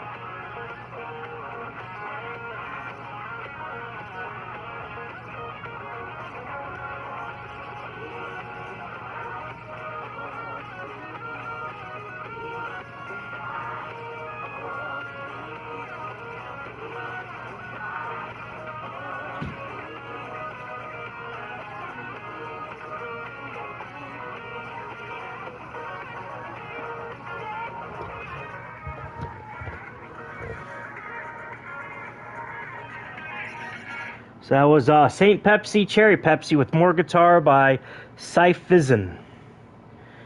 If you want. St. Pepsi Enjoy Yourself is the unofficial theme song of Moon Man. The only thing Moon Man related that pops up when you search it besides Moon Man mod for Doom. Oh yeah, they got rid of all that shit. Oh yeah, all the Moon Man songs, they got rid of them. This is Little Miss Gamer, Kirby's Adventure. This is from the creator of Captain S, PBC Productions. This is what they did after they had to cancel Captain S. Can be rage-inducing. Armored Core 6. Oh, yeah. Have you ever dreamt of a blissful existence where every day could be filled with culture? Kirby's Adventure. Hold up, I gotta sneeze. Jesus. Bless me. Kirby's Adventure might be like one of the best looking and sounding and playing games on the NES. It is amazing. Excitement and feasts of Maxim tomatoes, where your neighbors might just live a warp star away in Ice Cream Island or Yogurt Yard. Come Yogurt. wade in a spring filled with dreams, breathe underwater, and eat whatever you want. Come and visit a star not even visible from Earth. Come and be a part of Dreamland. That's Kirby, Superstar Kirby, not Dreamland Kirby, or Adventure.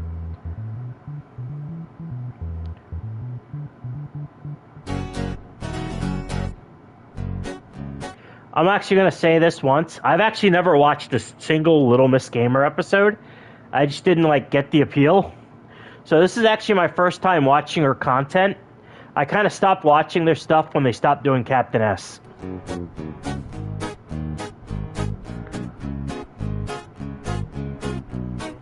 All those games are worth, a lot now. Animal Crossing. I have Animal Crossing. 2 big reasons missing. Hey everyone, Little Miss Gamer here, and I'm here to talk to you guys this week about a game and a character that has transcended over 15 years of awesomeness. Over 15 years? Wow.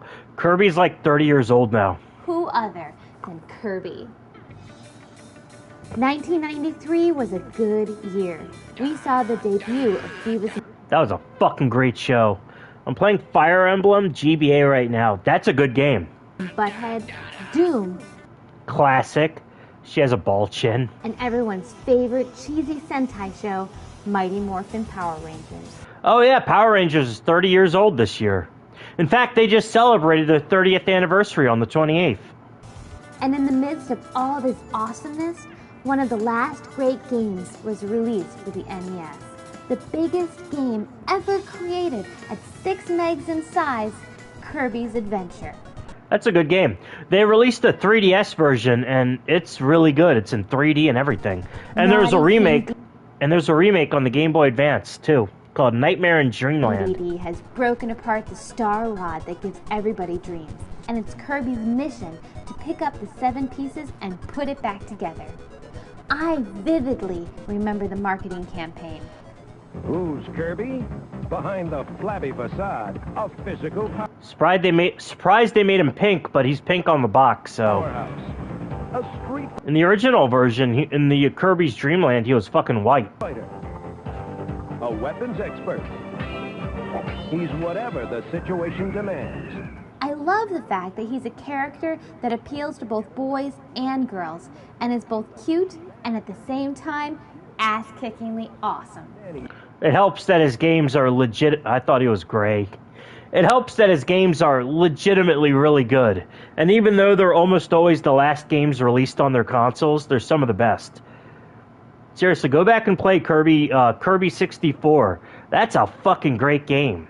I didn't play that one until it came out on the Wii. I have that Kirby Wii collection. It's good. Nintendo's lawyer that defended the... Oh, wow. Hey, Beaker Sneaker, I thought he was named after the fucking vacuum. Cream puff. So what is it about Kirby's Adventure that makes it so great? Well, at the time that it came out, it had all the things that I loved about platformers in one game. You can go right and left. There's no time limit. You can save your game. You can fly. You can swim. And the coolest thing of all, you can inhale your enemies and take their powers. Yo, that Mega Man cartoon is fucking great. I don't care what anyone says. Thanks for your power, Elect Man. Yeah, but did Mega Man ever eat anybody? No way. Kirby's a cannibal. If a bad guy touches you, Man, fucking Smash Brothers Brawl was such a disappointment. That game took them 8 years, 7 years to come out with after Melee? I mean, I like the roster. Snake and Sonic were cool, but the gameplay wasn't as good. I don't know what it was. you lose your power. But if you can suck it back, I had fun with it when I played it, but I had that niggling little thought in the back of my head this isn't as good as Melee. Proto Man Chad every day at 6 a.m. before school. Man, that game sucked. Again. Alright, saying it's a disappointment is a little bit of a major. It's a fun game. The gameplay wasn't as good as Melee. That's what I'm getting at. Like, I had fun with it. I played Subspace Emissary, and I wish they brought that back. I played a lot of Versus. My Falco and Luigi are nasty. I loved playing a Snake. Sonic was cool, but it's just the gameplay. There's like weird little things, like constantly tripping and everything. On his new channel. Oh yeah, I gotta watch his videos. You get it back. If all else fails, just Brawl was alright, but I loved everything about it except some of the gameplay changes. It's a little weird. inhale some air and shoot it back out as a puff. Or inhale an enemy and shoot them out as a star. Although I have Brawl and I haven't played it in a long time. After this video, I may just fucking try it out. Over 25 different kinds of awesome powers that do all sorts of damage to your enemies. Sakurai bullies fight game autist. I mean, Sakurai is a fight game autist. That's why he had fucking... Also, Melee community finally imploded. Yeah, I'm not really a tournament player. I'm not one of those, like... You gotta break your Switch fucking GameCube controller a certain way so you can wave dash and get that. I'm not one of those people, but just like, I can't explain it. It's like it's a feel basically. But yeah, I love the roster in Brawl. I love fucking playing a Snake. But I think like Ultimate, like going back to Brawl, because I haven't played it in like a good, I don't know, 5, 6 years. Going back to it. Probably not good because it isn't the smell. Hey, I shower, I use deodorant. Personal favorites? Again, I'm not a fucking Smash Brothers autist. Smash Brothers autists are weird because they'll throw hissy fits about Pyra and Misera, but then they'll get caught diddling kids. So Backdrop, whatever. ice, laser, sword, tornado. Laser's a lot of fun, and Hammer is great. Mike. The game has 7 levels, each one slightly harder than the last. Certain bosses can be challenging to a beginner, but... And there's a lot of secrets in this game, too. It's really fun. The last little secret room, you haven't experienced the hygiene of FGC twerps. Yeah, I'm not really an FGC person. I was in only, like, one game tournament, a fighting game tournament, when I was, like, a teenager. And that was like a local fucking comic book store. Like, I never really got into, like, fighting game, like, tournament stuff. I love fighting games. I love playing them. But I'm not, like, a tournament person. Patterns are pretty easy to figure out after a few minutes of playing. After beating a level, you can always warp star yourself back to previous levels to gain different powers and increase your strength. This is so cool. It allows for continuous exploration of the game. And you get to retry different stages with new... She sounds like the fucking computer, the little tank, she sounds like the little tank robot in fucking Ratchet and Clank. Smash Brothers isn't a fighting game series. Oh, yeah. You can also leave a stage at any time, power up in a different area of the game, and then come back to it with a different strategy. Really good at Street Fighter, but a pro level player will body me. Anything below pro level and you will have to work hard to win. Yeah, you'd probably kick my ass in Street Fighter. I used to be really good at Dead or Alive, and I know a lot of people don't take Dead or Alive seriously. Oh, they're just like, oh, it's boob physics. Dead or Alive is a very fucking involved game. You have punches, kicks, and throws, and each one, like one of them is stronger than the other. It's like a rock, paper, scissors thing. So you got to think about that while you're also playing like really fast gameplay. It's surprisingly complex and fast forward thinking. Serious shit. Dead or Alive 4, damn it. Counters are game changer. Yeah, Dead or Alive 4 is really good. And yet some people like, oh, it's just boobs. It's just jiggle physics. No, there's actually a very deep gameplay system in here. That's like saying Mortal Kombat's just blood and guts. It's like, that's such a fucking surface level opinion. Pretty complex. That's why I stayed with Tekken. Tekken's good. I love Tekken. Excited for Tekken 8. There's even secret areas that are really hard to find, like this.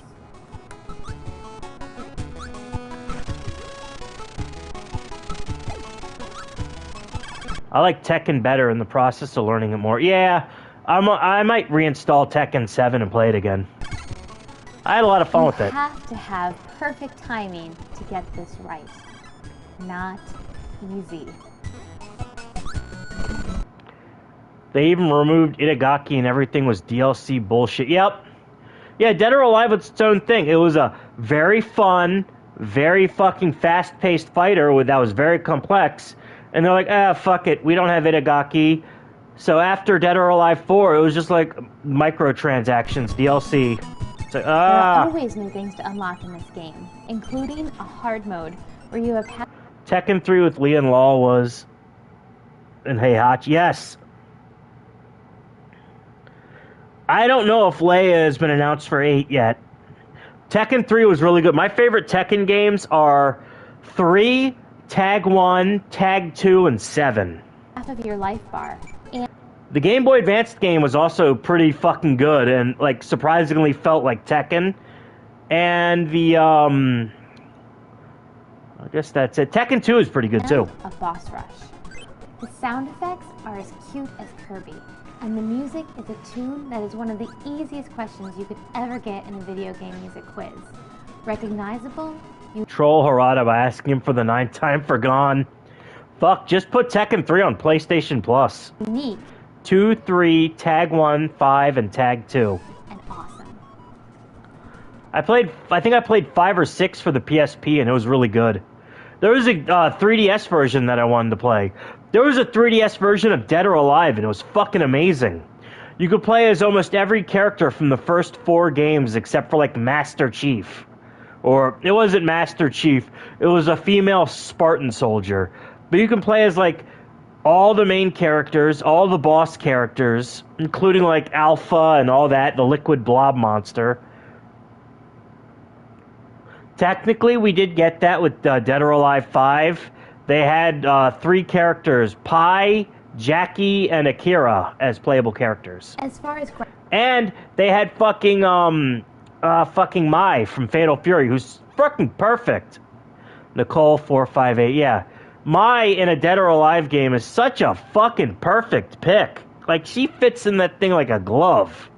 graphics go, HAL Labs used every bit of artistic engineering. This might be one of the best looking games on the NES. It's up there with Mario Brothers 3 and Mr. Gimmick. They could exploit on the NES to create this game. During a time when the Super Nintendo had been released and Mario World was all the rage, Kirby stood on high ground with amazing graphics for a console that should have been on its way out. In Tekken are Lei, Law, June, Anna, Paul, and Asuka. Dead or Alive Dimensions, the Nintendo nerds are trying to meme Samus to be playable. Here's Metroid, a stage. Honestly, that's fun. You know what? I'm actually thinking about it, and yeah, Samus should have been playable, and she should have had the same gameplay as the fucking Spartan Chief. Nicole 458. She should have had just her gameplay, but Samus. That would have been perfect. For kids like me who didn't have a Super Nintendo, it was... My favorite Tekken characters are Heihachi, Jin, Nina, and the robot girl. But I don't really play as her a lot. It's so great that Alyssa. awesome games like Kirby's Adventure were still being released. And did I mention the mini-games? They are so fun. You have Claw Fever, Skill Crane for the champions. Egg Throw, where you have to swallow egg. Heihachi was my main in Tekken 3. Monty's Haloid shit. Enjoy it. I think I remember that. They wanted it to be real, but Nintendo said no. Heihachi is one of my favorite Tekken characters. That dude is awesome. Sucks he's not going to be an 8. He may be DLC, but honestly, I don't know. But not bombs. They actually gave Kuma in Tekken 8, they gave Kuma Heihachi's moveset. The Machinimo Samus versus Master Chief. Yo, did you guys play Pokken? Just won another Dead or Alive tag tournament. Same here. Haloid is still awesome. Excuse me. I want Dead or Alive Dimensions, but I want it on, like, the Switch, or the PS5 or 6, or the Xbox or something. Like, I want, like, a consoleized version of Dead or Alive. on the Switch. Dominant and Pokken. I like Pokken's really good. Pokken. It's a lot of fun. I have the Switch version. I may actually play that game later. And Quick Draw. And let me Monty got assassinated by his Ethok. Wow. tell you, Kirby as a cowboy rocks. Before Kirby's Adventure, Kirby had one other game on the Game Boy. Kirby's Adventure is a stage that pays tribute to the Kirby game. Yep. And the final secret door, cat allergy shots. Coma. Called Kirby's Dreamland. Since then, Kirby has risen. That dumb bitch killed him. To the top of Uber fandom and has been featured on. Remember when people used to use the term Uber? It's German for superior or like master. Didn't the last one have a shit? Yes. The Dead or Alive 6 was such a disappointment. They toned down the fan service. They made Kasumi's main outfit, that like blue ninja robe that she's known for. That's a secret outfit you have to either grind to unlock or pay for. And told her to fuck off and don't associate with them. You can see the crack shown with DOA 5. Every Nintendo console to date. Team Ninja isn't the same without Oatmeal Cookie. He can be found on so many games, including Kirby Squeak Squad, Kirby Canvas Curse, Kirby Block Ball, Kirby's Pinball Land, Kirby Star Stacker, Kirby Nightmare. But the show is shit and Monty wouldn't approve. Kirby Tilt and Tumble, Kirby. They finally re-released Kirby Tilt and Tumble. You can play it on the Switch. It uses the gyro control of the controller, and it's a lot of fun. And Kirby's Air Ride is fucking Kino. That game is great. You want to talk about fucking GameCube games that need a remaster? Fucking Kirby's Air Ride or F-Zero. DOA 5, 6, 7 fucking years of DLC pack. Yes, and all those DLC packs are mad expensive. They're all like hundreds of dollars. It's fucking ridiculous. A season pass for Dead or Alive 6 and 5 is like $100, and it's just costumes. Air Ride, Kirby's Dreamland 1, 2, and 3, Kirby 64, the Crystal Shards. Kirby 64 is fucking good. And honestly, Kirby's Dream Course, the game she's showing now, is a lot of fun. It's a golf game with Kirby. And Kirby's Dream. Why hasn't Nintendo done anything? Because they don't like money. Because like, we don't need to do anything with F-Zero. We have Mario Kart. F-Zero GX Remaster. Get on that. People would buy it. I would buy it.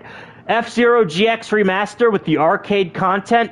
I'm literally throwing my wallet at the screen. You can't see it. I am throwing my fucking wallet at the screen. Nintendo, do it. Course where Kirby plays golf.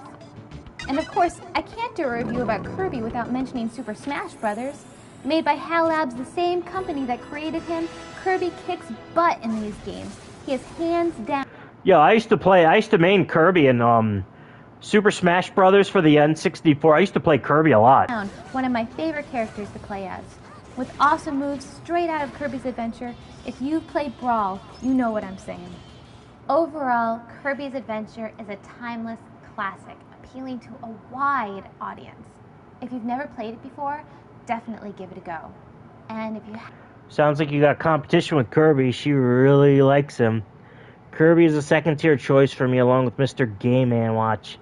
My mains used to be Kirby and Ness in the first game, or Kirby and Captain Falcon in the first game. Mr. Game & Watch, Kirby, and Young Link in the Melee. Snake and Wario in Brawl. Bayonetta and Ryu in 4. And Duck Hunt Dog as well. Bayonetta, Ryu, and Duck Hunt Dog in 4, the 3DS, and the Wii U one.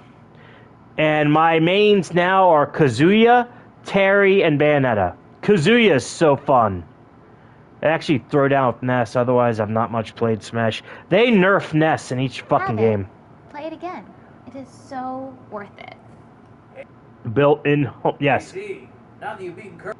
Poor man. You know what? She fucking does look like Maggie Gyllenhaal. Holy shit! Now that you say it, yeah, she looks like Maggie Gyllenhaal. Kirby's Adventure, what are you gonna do now? I'm going to Disney World! Well... She would be a Disney teen, or a Disney adult. Damn, look at that woman in the back. Hubba hubba. A little thick, but alright. That counts, right? So here I am, little Hot dog girch butt chin. gamer reporting to you live from Epcot Center. About to do some viewer mail. But the first thing... Alright, that's enough for that. Sorry, Little Miss Gamer. Let's do... a young Link player. With the bad game. We can play... Let's do A Boy and His Blob. AVGN just reviewed this game. Not a bad game. Young Link, shaking my head. Young Link was cool. I almost heard Hannah Minx there. Yeah, she kind of does have that Hannah Minx energy, but she doesn't have the looks or boobs to back it up. Listen, I played Young Link because I was a big Majora's Mask fan. This is her review of A Boy and His Blob.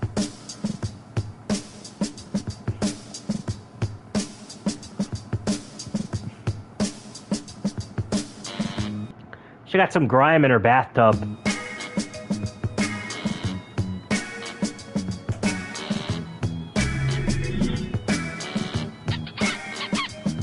Joey, looks only matter to Joey, confirmed. Oh, piss off.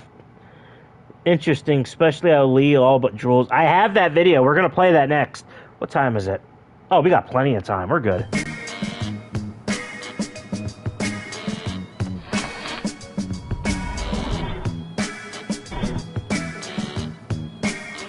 Truth hurts, I understand. Ew! She put that in her mouth after she was scrubbing her bathtub with that. Probably still has bleach on it. She's kind of mousy. She's still kind of cute. Yeah!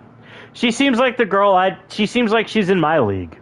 Like, if I really applied myself to dating and actually gave a shit, she seems like the girl I'd try to date. Because, like, she's cool. She likes gaming. She seems like she's in my league. We could do this. We could make this work. She seems like a nice girl. She has a really... like, I could listen to her talk about A Boy and a Blob.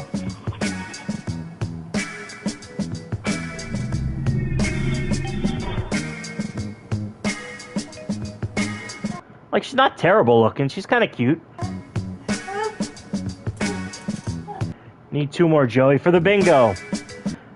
Kat Dennings. Also, let me fuck up and rewind. Ooh. There we go. You good? I already did. I already rewind the video, you greedy fuck. How many more links can you do? Bingo.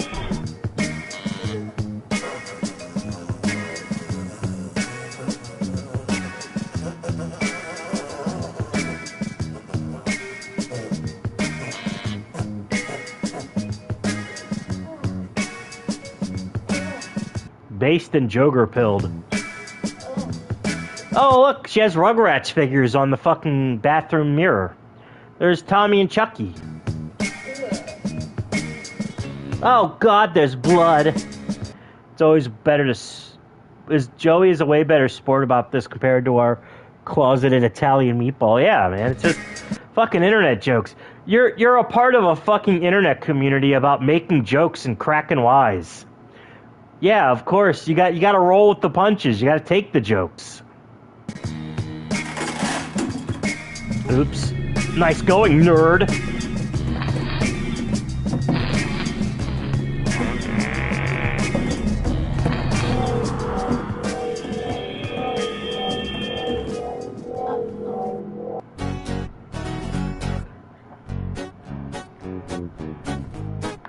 Her theme song's kind of nice. Honestly, I like these videos. She does a really good analysis of the game. She's not annoying about it. She's kind of fun.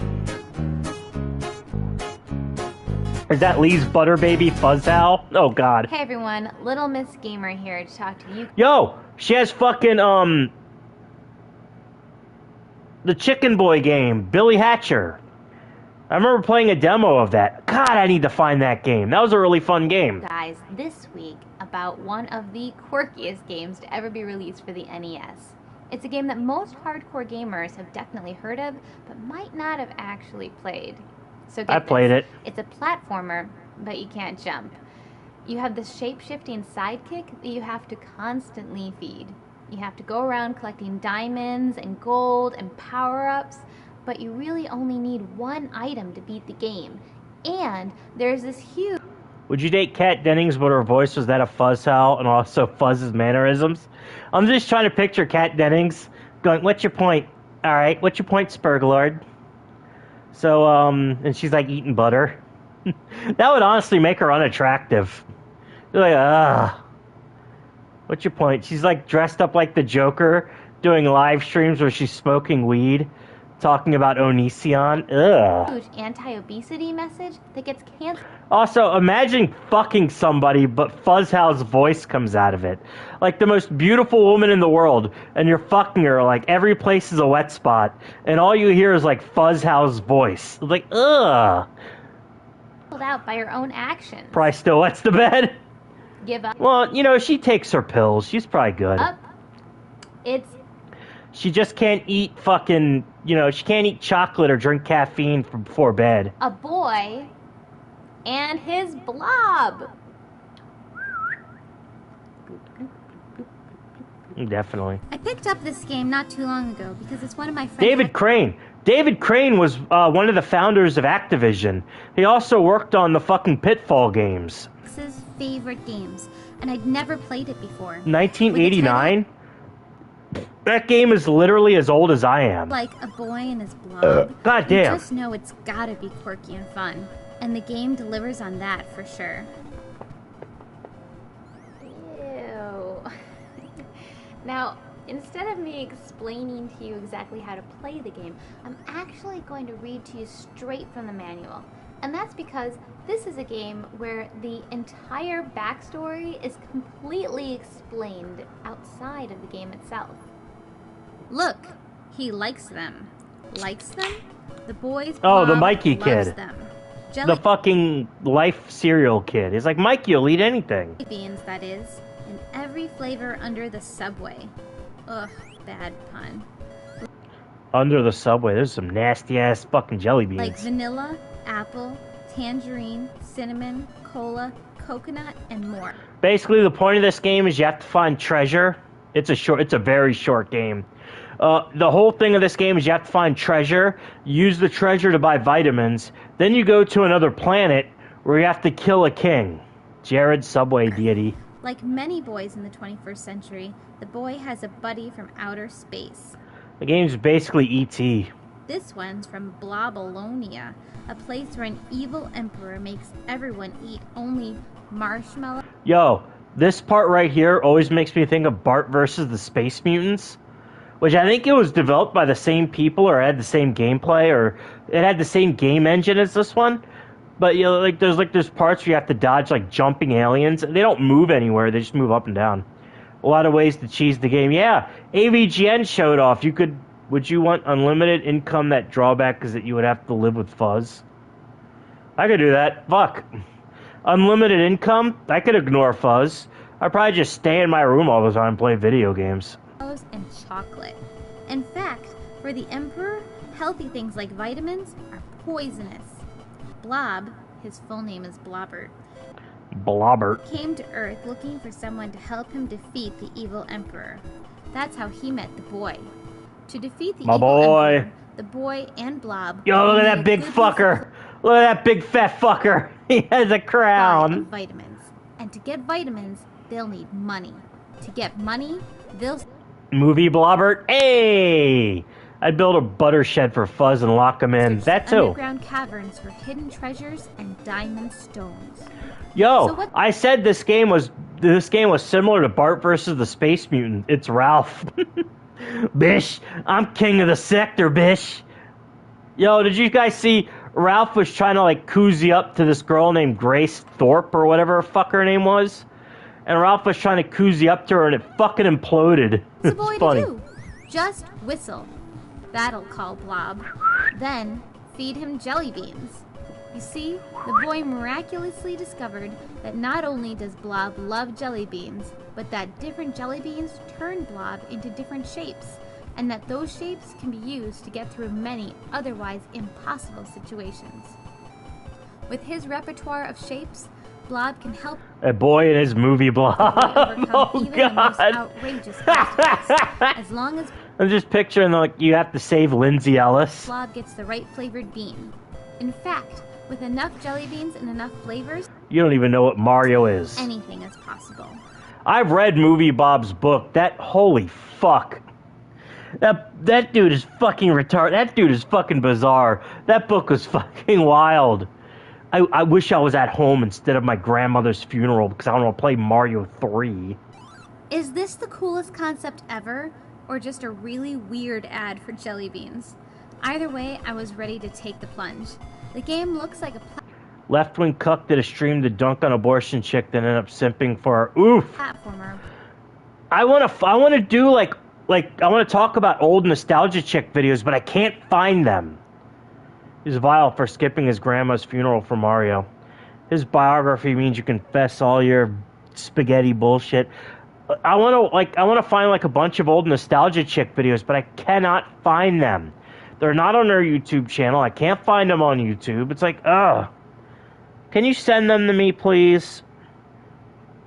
But it's really a puzzle game in disguise. You navigate caverns, fields, and factories one screen at a time, figuring out which blob power to use to advance to the next screen. But the manual talks about collecting gold to buy vitamins, but really, All right, give me a few the only days. item Thank you. absolutely have to pick up is the lime jelly beans. They transform the blob into a key that grants you access to the evil Emperor's castle. You get 5 Abortion lives, chick but dips you really gaseous only need them ribs. for experimentation. Once you know how to beat an area, you're set. If things weren't flying at your face all the time on Blobolonia, I'd say you really only need 1 life. Now, I really enjoy playing this game, but has there ever been another video game that has such a mixed message riddled throughout the You know, I was like, she sounds familiar. You know who she sounds like? She sounds like the fucking police receptionist from Twin Peaks. You guys remember the blonde lady in Twin Peaks that worked at, she was like the receptionist secretary of the police station? She sounds like her. entire experience? Let's investigate this in a... Internet Aristocrat video on Spoonie's Baby Mama Joe. What the fuck? Internet Aristocrat? Oh, yeah. I could download a bunch of Jim's Channel Awesome videos. That'd be like 3 streams, but we could do it. serious manner. Jelly beans. Lazy eye spotted. Good. Vitamins. Abortion chick. Very good.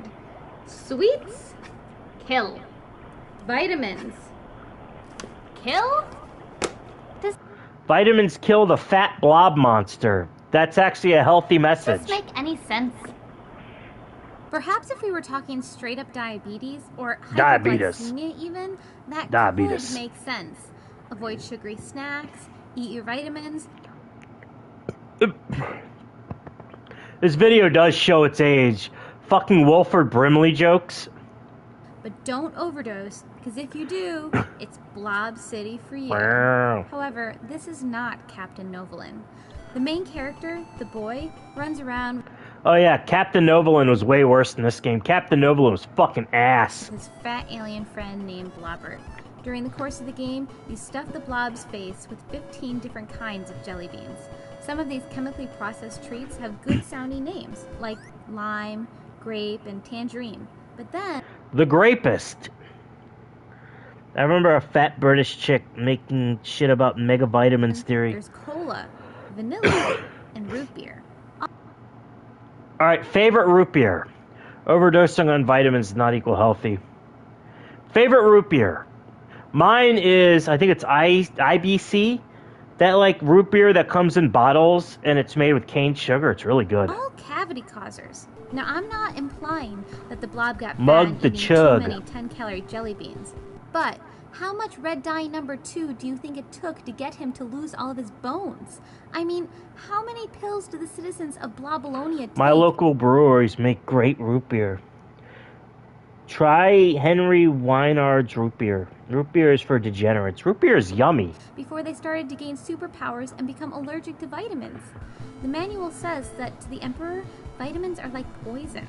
How screwed up on sweets and jelly beans do you have to be where the slightest injection... Well, the Emperor is a fat villain. He's like the big bad guy. A vitamin B is gonna kill a brother. Come on. Brother? Did she really have to say brother? What's funny is that this game probably made kids want to eat jelly beans, not vitamins. I mean, if you eat jelly beans, which, by the way, aren't that great for you, big fat bad guy, you turn into stuff. If you eat vitamins, like the Emperor, you die a horrible... Yo, Creepshow's fucking awesome. One of my favorite horror movies. Terrible, slow death. Poisoned and alone. Which do you think kids wanted to eat jelly when they beat beans. this game? Me? I'd probably stand underneath that marshmallow machine and grab as many marshmallows as I could. I mean, that's every kid's dream. Big fat rage hog. Bish! Like Charlie and Willy Wonka. Yo, that version of Charlie and the Chocolate Factory was fucking ass. Oh my god, that was one of the worst remakes I've ever seen. That movie sucked. Oh, that was fucking awful. Johnny Depp was fucking terrible. Wonka's Chocolate Factory. He is no Gene Wilder. Did a Wii game with... Oh yeah, there was... Yeah, I remember that game being pretty good. And eat candy forever. A goy and a Instead of slop. that, we get candy terrorists, Boy and Blob, who wanted to end Wonka's whole operation. Just think what would have happened if Charlie had thrown some nutritious vitamins at Willy Wonka. You lose. Good day, sir. Oh shit. Yeah, he would have... That's an old You're the Man Now Dog site. That fucking GIF was from an old You're the Man Now Dog site. I've ever seen was the remake of The Fog. Got an inflation fetish from that. Well, probably a lot. Flipped out. You lose. Good day, Goyam. Just look at the Emperor after he gets hit with a dose of his carefully stored away vitamins. He looks much more fit and definitely... You will own nothing and be happy. Less blobbish. It's like the poison of the vitamins cured him of obesity. Popping some pills just chased the pounds away. David Crane, the creator of A Boy and His Blob, might be a name that some of you would recognize. He is the mastermind behind the legendary Now he really game looks like Pitfall, Ralph. and also its sequel, Pitfall 2, The Lost Caverns. 5 years passed between the releases of these two similar-looking games. Yo, oh my god, the guy from A Boy and His Blob even has like the same color scheme as the Pitfall guy. But A Boy and His Blob still retained the Indiana Jones-like quality of Pitfall. One man, exploring a cavern, dodging monsters, looking for treasure. Even the title screen and the music has that indie feel. And let's talk about glitches, because this game has many. Christopher Lee is the best part of Charlie and the Cock Factory. Oh yeah, David Crane had 6 weeks to make this fucking game. So yeah, it's short and there's a lot of glitches. You can actually beat the game in around 7 minutes if you A. die on purpose to respawn close to the end of the Earth level, or B. use the Blob's coconut ability to rid Blobolonia of 90... Dracula was a great actor even if he fought for the wrong side. Christopher Lee was a really good actor. He was a good Dracula. He was a good Sith Lord. He was great. The obstacles. All you do is roll him past the cherry bombs and teeth, and voila, the game makes him go away for some reason. It's like coconut jelly beans release some kind of crazy nerve toxin that makes enemies melt. All in all, the game is a fun romp, but it's very short once you know how to beat it. Remember in Myst how you could speed to the very end once you knew where to go? I've never beaten Myst before, and I always get confused playing that fucking game. Pretty much the same thing here. And it can go even faster if you use the coconut respawn glitches. The replay value isn't very high unless you try to pick up all the gold or beat it without getting hit. There was a sequel for the Game Boy, and a reported third game that was scheduled to be released in 2005. That game got leaked online, I think. The developer Majesco, which was under financial stress, decided not to release it. Actually, if anybody knows what happened to that game, let me know. It got leaked online recently. And also, if you know of any other games that have any kind of Was this made before the Wii game came out? Holy shit. weird mixed messages, definitely send me an email at littlemissgamer@ppcproductions.com. Let me know. Alright, I gotta take a piss again. God damn. Let's watch their Psychonauts video. I gotta pee again. Fuck! I got big hands, but a baby bladder. We're gonna play some more fucking... We'll play the same song. Mr. Shitface.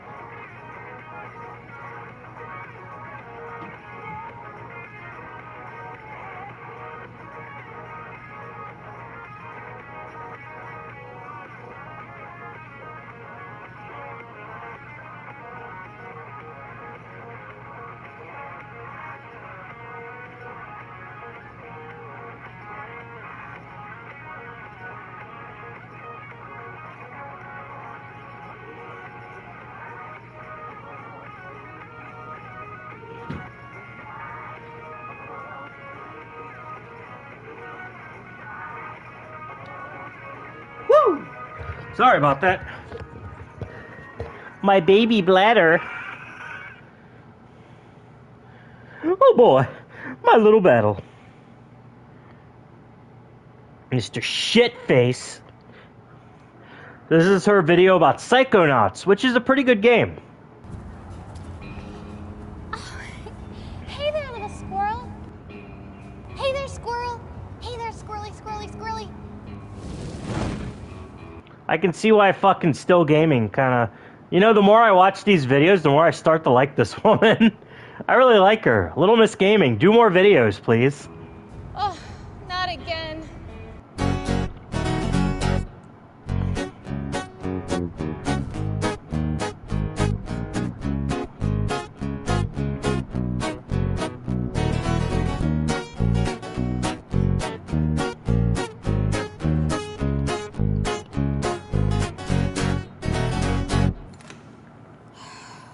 It was an alright game.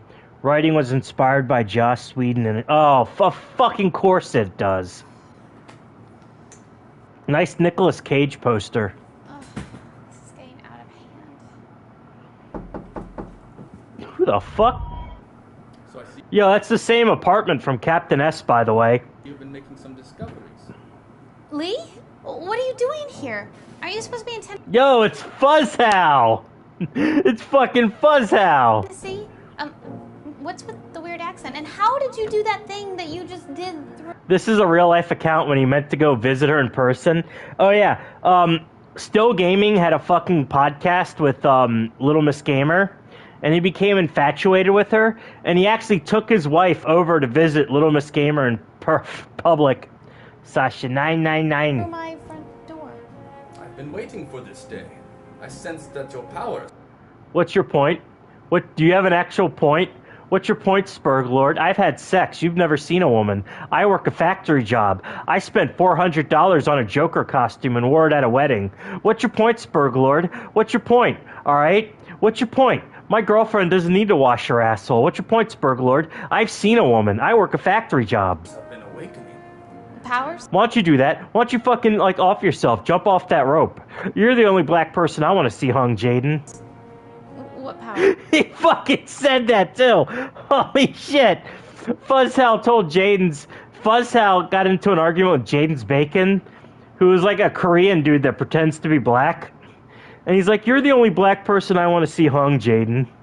When you love the game so much, it can really affect you. The fans of Psychonauts turned me off of ever playing the game. I played the demo when I got a demo on the Xbox, and I played that, and I was like, it's alright. But I never played the game until I played the fucking PlayStation 2 version. Therefore, I'm better than you, Spurglord. Just a heads up, I make more money than Fuzzhal. Get wrecked. I had no idea Jaden's was Korean. What are you talking about? Affect me? Apparently, I don't know. Yes, like allowing you to be in a video that isn't just still images of yourself. But I digress. What an idiot. The proper word is hanged. Did you notice anything strange earlier today? Dude, he probably had the time of his life touching her back like that. Perhaps an incident Hanging around in trees is with spooky. a squirrel? How did you Dude, someone needs to have, like... Oh, God. know about that? It's okay. He was an evil squirrel. Tim Schafer was Star Citizen, but Tim finished the game. Ooh! piss away your money on Stadias. Well, Yeah. okay, but what does that have to do with anything? Don't you have a favorite game? He really does. He looks like Fuzzhow. Oh my god, he looks like Fuzzhow. Even the hair is perfect. Oh, that is such a loaded question. I hate that question. I'm not answering it. Yes or no? Maybe. Stop. It really is Fuzz. Dear God, he is Fuzzhow. Hey, Masturbate. Admit it to yourself. You do, and that game's name is Psychonauts. Psychonauts. But better. Oh, it's true. It's true. I really do love this game. I love it. Yes or no, Spurglord? What's your point? Nice camel toe? I love it. Yes, that's it. Good. Now we can get started. Lee, what is the deal? You're being so weird and...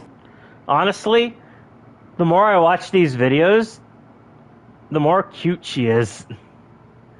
Like, I totally would. She's a really sweet-looking lady. Cryptic. Listen, Cryptic. I just need to understand how to control this stuff, alright? I don't want to set any more squirrels on fire. She has a really cute voice, too. What is this German Fuzzhow? Sauerkraut Fuzz? I will teach you everything you need to know. Does this mean a montage? I'm afraid so. Seeing the cameraman and oh yeah! Leah's pretending to be a character from a game who is German.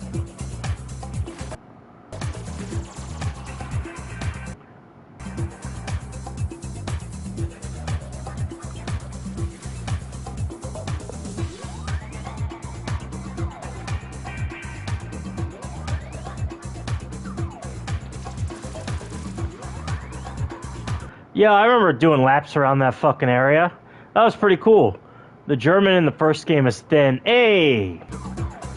It's really cool seeing all these places I used to go to.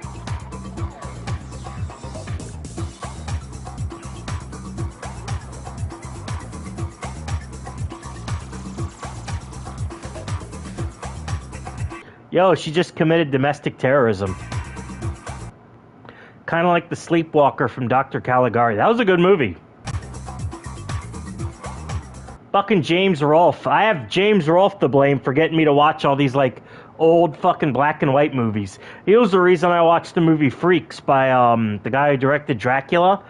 Fucking great movie. I really loved it. Gooble gobble, one of us, one of us. Lee, thank you so much. You know what? You were right. When you really do love a game that much, it really can start to affect you. I hope you don't think we're Freaks is great, yeah. finished just yet. Is a great film. It is. I'm surprised Tim Burton didn't remake it, because he'd have Johnny Depp as fucking Caligari. Although, he actually did use some of the ideas from Caligari and Edward Scissorhands, which is a good movie. What? We just did all that work, and I just showed vast improvement. What more could there possibly be? To complete the mastery of your powers, you must... Took so much inspiration from Caligari. Mainly a lot of German expressionist movies. You can really see it in his movies. I see the cameraman. Do a review of the game. But Lee, this is my favorite game. What if I mess it up? What if I don't do it justice? You have to. Now suck it up, come over here, and put this bag on your head. It affects you. It applies so much to games to a point it isn't funny. Okay. This is my portable brain tumbler. Brain tumbler? You can't do a proper review of Psychonauts I'm not gonna make a mean joke about this. without going inside your own brain. I don't think it's working. Give it a second. Oh dear. I wonder if Lee has a boner. Probably. So this is my own brain, huh? Weird. It looks so much like the game. I just picture Liv from iZombie licking her lips every time she plays this game. Like, ooh. She looks better now. Saints. She looks fuckable with a bag on her head. And hey, what gives? I look just like Raz. This can't be right. It's worse than I thought. You have played the game so much that even in your own brain you are the lead character. You'll have to do the review as Rasputin. Oh man, I don't even know where to start. How about at the beginning? Oh, good call. It was 2005, and I hadn't played games in a Have a good night, Beaker Sneaker. really long time. I was just starting to get back into video games, but hadn't really found anything new that piqued my interest. Until I found Psychonauts. Did I mention I love collecting things? 'Cause I do. I really love it. It's like an addiction. Most Dear God, of the my 2000s. time is spent just exploring. Oh my God. While when the internet was good, gaming was good, fucking media was good. Now everything sucks. The world, finding new stuff. Sucks a big trying to fucking see if I can cock. find just one Sucks more shit. side part, or seeing if the new power that I was just given will allow for me to get that one thing that I couldn't get in that one spot before. I love all the different powers that you get in the game. It reminds me a lot of Kirby in that sense that this. Nah, I wouldn't say Kirby. More like something like Banjo-Kazooie or Banjo-Tooie, really. Donkey Kong 64, stuff like that, like a collectathon game. You know, you get new abilities, or a Metroidvania too.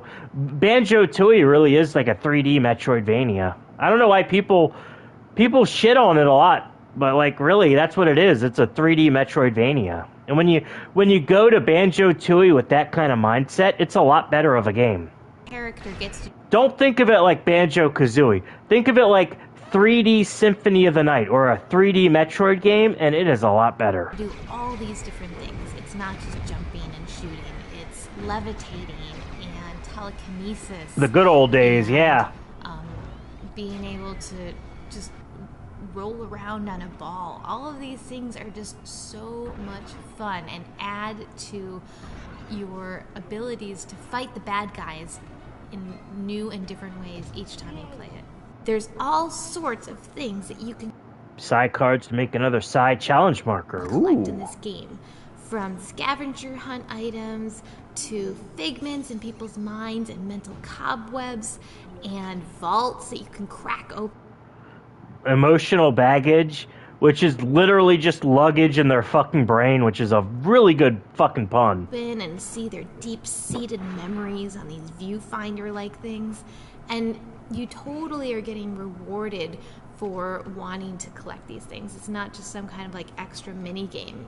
On occasion, there are moments when I couldn't figure out what to do in order to get past a certain point.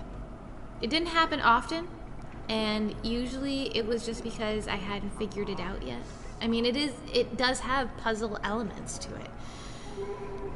But every once in a while, like on the Milkman level.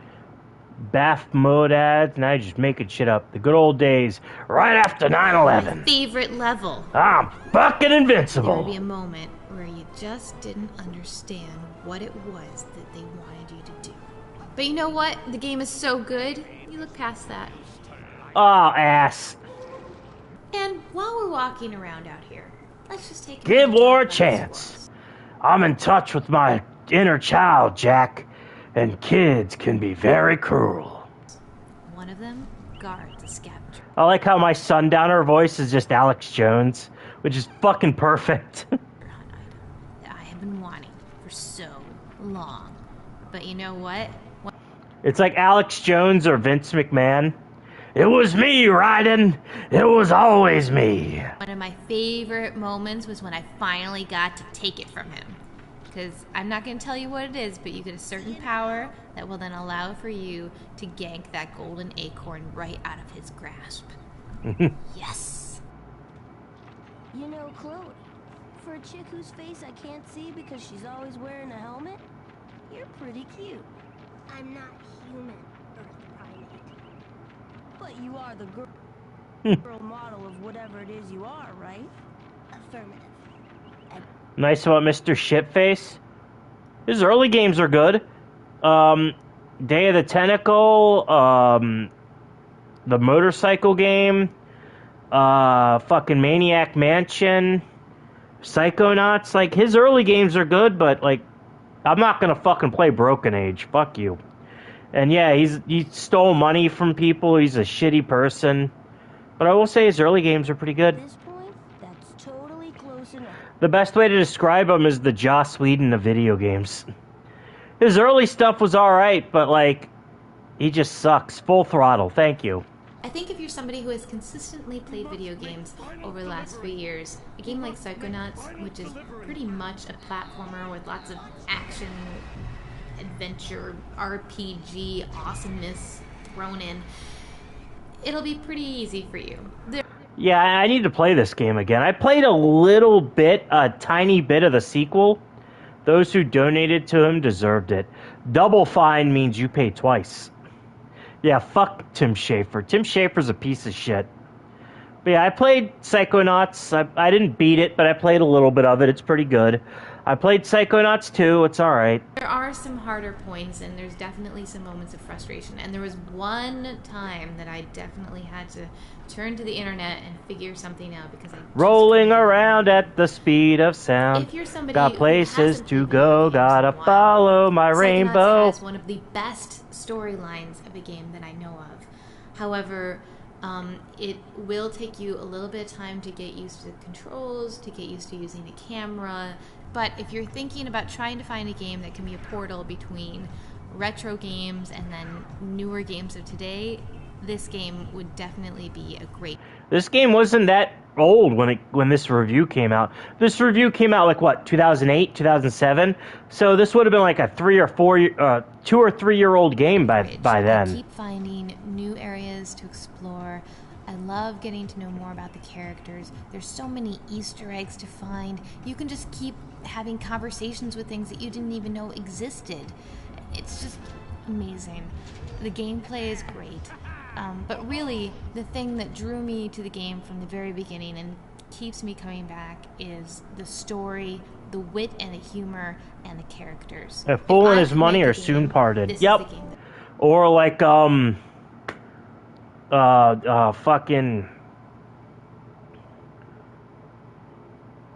there was a quote by someone who was like a circus owner that said, "A sucker is born every minute." Flush their parents' hard-earned money down the toilet. Go ahead. P.T. Barnum. P.T. Barnum once said, "A sucker is born every minute." Millions on the proprietary engine helped kill Majesco. Big ups to Liquid Richard. Have a good night, Darren. That's right, Tim Schafer. Your game has made me a happy person. Thank you. Brain tumbler activated. Congratulations, Z. You've done it. A feat that all reviewers fear. Reviewing a game that is so close to one's heart is a huge triumph. I couldn't be more proud. Oh, thanks, Lee. You know, I couldn't have done it without you. I don't think today could get any better. Except, what if the guy who created Psychonauts created a new game and it's getting released in less than a week? Oh, Brutal Legend. So this is like 2009. You know he loved every opportunity to touch her. Yu Suzuki managed to convince Sega to spend tens of thousands of millions on Shenmue. Yeah. I've never played Brutal Legends. Holy shit. Yeah, this is like 2009 then. So yeah, Psychonauts was like 4 years old at the time. Enough of that. We're gonna watch one more Little Miss Gamer video, and then that'll be it. She's so yeah. Brutal Legends is okay. I've never played it. Terribly mediocre. The more I watch these Little Miss Gamer videos, the more I like her. Like, she's kind of cute. Like, she's growing on me like a fungus. I like her. Did either because Brutal Legends sold like shit. RTS sections, but not in Pikmin style. It's on Xbox Live. If you have Xbox, what was it? Yeah, if you have an Xbox One and Xbox Series X or something, you can play Brutal Legends on it. And if you have the EA Pass, you can play it for free. Better had Brutal Legends been a Zelda clone. She's kind of cute. She's growing on me. Like, yeah. This is so exciting. I haven't For looked at this in years. Team Fortress 2, the time capsule. Alright, 2008. This video was made in 2008. Wow. My Super Mario Brothers shampoo. I remember this smelling so good. I loved it. Let's see what it still smells like. Joey and Oh cute my women, God. gaseous. Woo! That is not good. Ugh. What? What? Discontinue use should have rash or redness or itch. I mean, you can't say I have high standards. I mean, fuck, I date Little Miss Gamer. Little Miss Gamer's pretty cute. I like her. Mario, what happened? Playing Halo Wars, Red Alert 3, or Tiberium Wars. I'm only one man. I like Red Alert 3. Red Alert 3 was a lot of fun. I have it on my Xbox, and I played a lot. She's filming in front of her apartment door. That apartment door was the same place they'd filmed Captain S. This was also Captain S's bedroom. Look! It's my today's special tape. Oh, this show, this was awesome. It had puppets. I watched it on Nickelodeon all the time. I'm totally... I don't remember today's special, Captain STD. I might put a bag with a mouth hole and make her wear. Oh, God. I don't remember today's special. I guess that's a little bit before my I time. watch it right now. Today's special, watched it when I was really young. Joey's standards aren't high. The whole Kat Dennings makes sense now. Kat Dennings is beautiful. Fuck off. Huh. You know, I know I haven't seen the show in years, but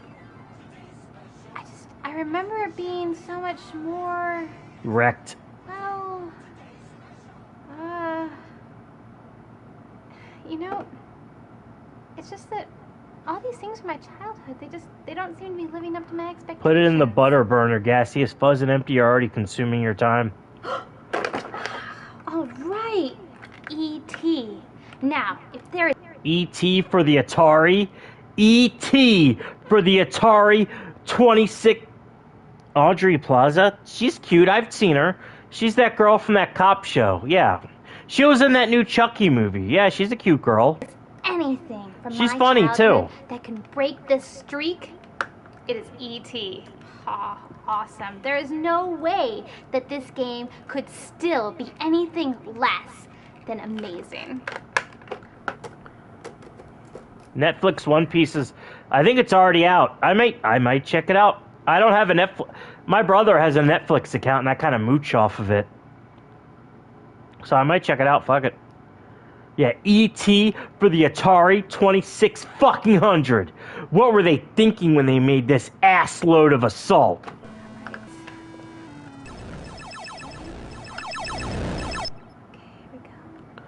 Fun fact, they made new E.T. games for the PlayStation 1, Game Boy, and Game Boy Advanced. Those games are worse. You can watch anything on Netflix without an account. RR. Yayo, yayo. Yo ho ho, we took a bite of gum gum.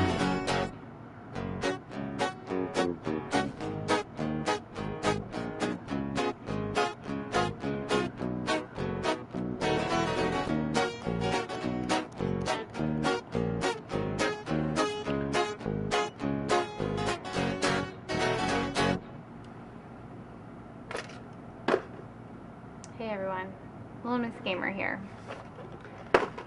And Her videos are quaint. They're fun videos. I like these videos. it actually made me remember something pretty important from my When I childhood. heard they found an Atari ET in the middle of a desert because they had to just dump it in a big hole in the ground. AVGN made a movie about it. I got E.T. in 1983 for Christmas. Ooh.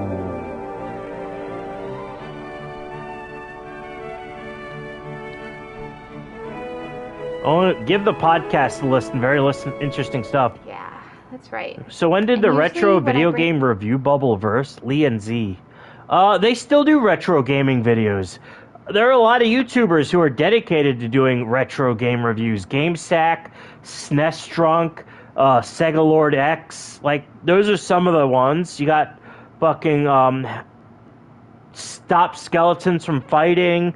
There are a lot of people who still review retro games. Retro game enthusiast is like the recent unsold Funko Pop landfill that fuzzes out. Oh my god, there's a Funko Pop landfill? Wow. But yeah, retro game enthusiast isn't something that's going to go away. The whole, like, angry retro game reviewer, he's going to review a bad game and scream swear words, that's kind of done. The only people that do that are James Rolfe and Chris Bores. But, like, actual, like game sack and stuff, they're still around. It up, almost always people react like this. Game sack is... oh, fuck. Yeah, Game Sack is really good. I like his videos. I remember seeing Joe Redifer before he was in Game Sack. He would post on the Sega 16 forum. Sega 16 was a website dedicated to Sega Genesis enthusiasm. He had like Sega Genesis, 32X, Sega CD reviews, Sega Master System, Game Gear, all that stuff. He'd post in the forums on that. And I could never figure out why. Listen, it was one of the few games that I owned, and you play the games that you have. I actually beat E.T. quite a few times. Yeah, E.T. was one of the few Atari games you can actually beat and finish. And it was one of the few Atari games that you actually could beat. Oh my god, alright. Now, the game has good points and bad points, but most of the bad points stem from the fact that the game was created in 6 weeks. I will say E.T. is a little easier to play than Indiana Jones. Indiana Jones for the Atari is way more cryptic. You had to have 2 controllers, one just to navigate the inventory screen. Yet it was... yeah, Indiana Jones... Lazy Game Reviewers is still around. He does like computer stuff. There were fads when it comes to these review videos. Now there are streaming videos and VTuber shit and guys imitating... I don't know, I'm not even going to fucking pronounce that. that. And the programmer, Howard Scott Warshaw, well, he'll swear up and down that he created miracles during that. Yeah, he had 6 weeks to make the game. And yeah, Howard Scott Warshaw also did fucking Indiana Jones, which is a way more fucking confusing Atari game than E.T. Overall, I think the E.T. game experience is decent, if you know how to play it. Unlike I'm sorry. We got to do this like the AVGN movie. It's not E.T., it's E.T. Today, where the tutorials are built in, if you didn't have the manual for E.T., there's no way you were going to be able to figure out how to play it. The game was even packaged with an added poster-like walkthrough that gave you some seriously good tips. But without the all-important manual... There are reviews who are starting to imitate him. I'll get stuck on the same thing. The pits. Or the wells. Well, I mean, the game says it's the wells, but everybody always calls it the pits. I've always called it the pits. Alright, I guess if we're really going to do a review, I'm going to say the wells. But I really mean the pits. This game is the pits. This moment of fail sums up... The pits? This game is the pits? I'd rather take this fucking game and shove it in my armpits. What the fuck were they thinking with this piece of diarrhea horse shit? I'd rather slurp diarrhea out of a buffalo's cock than play E.T. on Atari. Those fucking numbnuts at Atari. This might have well been made by LJN. It's just that loathsome and ass suckage. Hey, Demon Keki. Almost every movie tie-in game after Follow an anime video game. E.T. It's such a frustrating maybe moment that it's been laughed about and parodied for the last 20 years. Well, today, I'm going to show you how to successfully get out of the wells. Alright. You ready? Tell me. Okay. When you use E.T.'s power to float up out of a well, you don't just want to continue to hold up when you reach the overworld screen. Just press left or right instead, and then just try to avoid flying into another well. Also, you can activate E.T.'s levitation power as you're falling, so you can minimize the amount of time and energy you spend in there. I'd rather fuck a troon and marry him instead of playing Atari E.T. What the fuck were they thinking? These laughing, joking numbnuts. It's that easy! Who the fuck are you? Well, I don't have to worry about that anymore. There are other games in my collection growing up that are just... Oh no, feds are after E.T. infamously hard and hated within the gamer community today. Well... That's still gaming, trying to just touch her and cop a feel? Like Amagon, for example. Amagon. Tap her in the face with it. Give her a good old tap on the cheek. Get out of here. I thought that some video games were just made not Which was the to plot. be Yeah. beaten because of games like that. The gamer community. Hey, Leo Pyro, what's up, dude? No matter how much I played that game, I couldn't get very far. I've never played this game before. But I still played it for a time. It wasn't until years later that I would Crap. fully comprehend this important fact. Slap her with your Bad dick. games exist. It was I'd slap Little Miss Gamer with my dick. Consensually. when I started hearing my Leo's fellow here. classmates saying stuff like, "Oh, that game is the worst," that I began. I have that game. That wizard game she's showing that's called The Immortal. I have the NES and Sega Genesis versions. That game is fucking hard.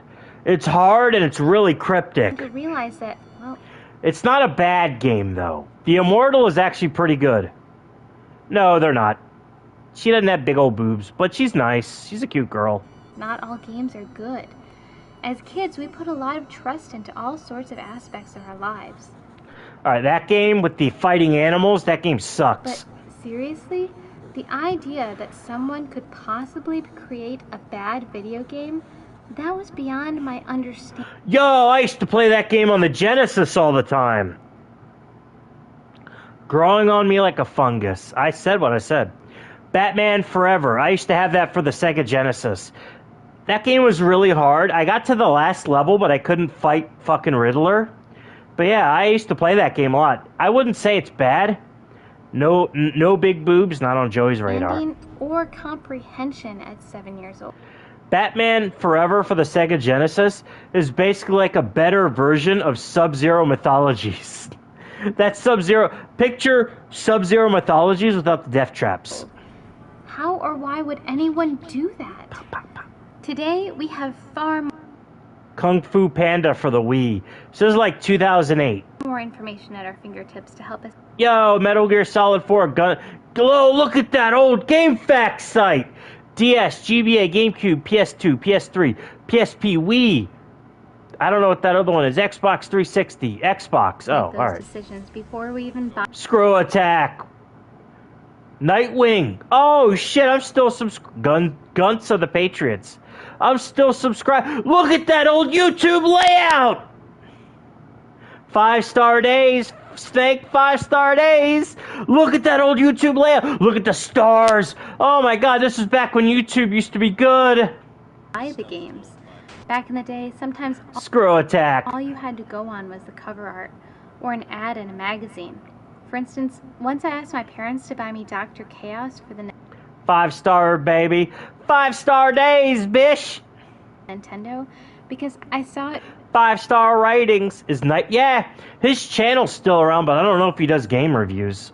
featured in a Good old days right after 9/11. book that I had. Man, I felt dumb. After months of waiting and finally playing that game.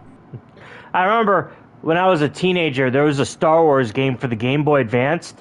It was called Flight of the Falcon, and it looked so cool. It looked like Star Fox with Star Wars characters on your Game Boy Advance. And I was like, I need that game. So I fucking got it for, I think, my birthday. Yeah, I got it for my birthday, and I played it. And I was like, holy fuck, this game is ass. I was like, yo, this game sucks. The same thing happened with the Yu when gays was an insult. Oh my god. It just, well, You remind me, I need to finish that Welcome to the Dollhouse movie. it was. I did the same thing with the Yu Yu Hakusho game for Game Boy Advanced. Because I was like, yo, I love Yu Yu Hakusho the anime. There's a game for it. I gotta play it. I bought it. That game sucked. Oh my god, it was awful. It was like a top-down beat-em-up. And I will give the game this. When you could search Illuminati music industry and see incredible content created by Muslims. Yes. You could play as a lot of characters. Yusuke, Kuwabara, Hiei, Kurama, even fucking Yusuke's girlfriend and the blue-haired Death Grim Reaper girl. But man, the gameplay sucked dick, and it was really easy. It wasn't very good. At all. I felt a little betrayed. How could a book that was supposed to let me in on all the good games that were out there lead me down a path that was so wrong? Oh, that's not Goonies. That's Dr. Chaos. Professor Today, Chaos. with all these online tools and pre-release reviews, we can finally Betrayed me? This game sucks! make some educated This is nothing like XCOM! decisions about the new games that we buy, and not have to rely on some small screen cap or a one-paragraph description. Betrayal! Yo, the old Xbox 360 OS. Oh, look at it. Oh my god, this was so much better, dude. I remember turning on my fucking Xbox 360 to play some fucking Quake 4 or Viva Pinata or something. The Xbox 360 Blade UI. Yes, it was so good. So that means that something like the Yo, there's an ad for The Dark Knight. Fuck me. ET fiasco? That'll never happen. Modern 360 UI is so bad. Geometry Wars. I have that game. You can play it on the Xbox Series S and X. That's a good game. Again. Nope. Not ever. How would Microsoft put ads on the Xbox? They already did! She already just showed a fucking Batman Dark Knight ad on there. Not in a million, bazillion. Oh my gosh! A Harry Potter game! I'm so excited. I'm totally gonna download it right now. Yes! I love Harry Potter. I've read every single. I bet you wouldn't be saying that nowadays. Book. Ooh. I'm such a huge fan. It's gonna be awesome. I remember the Harry Potter game for PlayStation 1 being really good. It was basically just bully with magic. Like, it was like an open world game where you can explore a school, but you had like magic spells. It was really fun. I'm not a big Harry Potter person, but I really loved the first game for PlayStation. Huh. Weird. Why am I starting off at Hogwarts? Shouldn't I be at home, like, helping my cousin not get attacked by a Dementor or something? Wingardium Leviosa! Woo! Lifting the bench. What do I do with the bench? I remember one Harry Potter game, I think it was one of the last ones released, was literally a third-person shooter with magic. Demon Worship and Witchcraft was a shit RPG. Play the Hogwarts game was something. Josh played the Hogwarts game. You know, there actually was a pretty good Harry Potter game. I didn't play all of it, but I played a little bit of it. It was for the Game Boy Advance, and I think it was based off the third or fourth movie. It was literally Final Fantasy with Harry Potter characters. I guess maybe this would impress Cho if she were around. Yo, I fucking knocked his friend out. Get What if I do fucked. Hermione? Joshua Connor Moon plays Harry Potter. Yeah, usually she'll get Josh playing the Life as Tumblr was fun. really upset. Oh, fuck. She doesn't seem to care at all. You like that, Hermione? You like that? You like the table? You like the girth? You like the texture? I Oh, wonder if there's some kind God. of decree against bench tossing. It's so weird. You know, it's just not Just the slap same. your friends with a table. Huh. Slap it on with the might of Zeus. Well, Oh, play Goodbye Volcano High and get a gaming PC already for Snoot Game. Do you guys really want me to play Goodbye Volcano High? I can buy the game on sale. It's like $25. I can buy it. I don't want to do it because I don't want to give these people money. I was just going to play more Ratchet and Clank. I guess all games based on movies are going to be Yes. scams. Not all games based off movies. There's a ton of really good games based off movies. Batman for the NES. Wait for sale in December. All right. Batman for the NES. You got fuck. You know, there's good games based on. I can't really think of a lot of them. Indiana Jones for the fucking Super Nintendo. You know. Good thing this one was only a demo. GoldenEye. How the fuck did I forget about GoldenEye? I used to play that game all the time as a kid. I got a decent amount. I got a lot of debt I have to pay off. Not Fuzzhowl debt, but I do have some stuff, like medical stuff. Spider-Man 2, that's a good one. Lord of the I have that Lord of the Rings game. The Two Towers for the GameCube. It was really good. Fuck. Hello, Z. This is Harry Potter. Man, Daniel Radcliffe grew up to be a fucking F-slur in real life. Fuck me. That man turned into a massive bundle of sticks.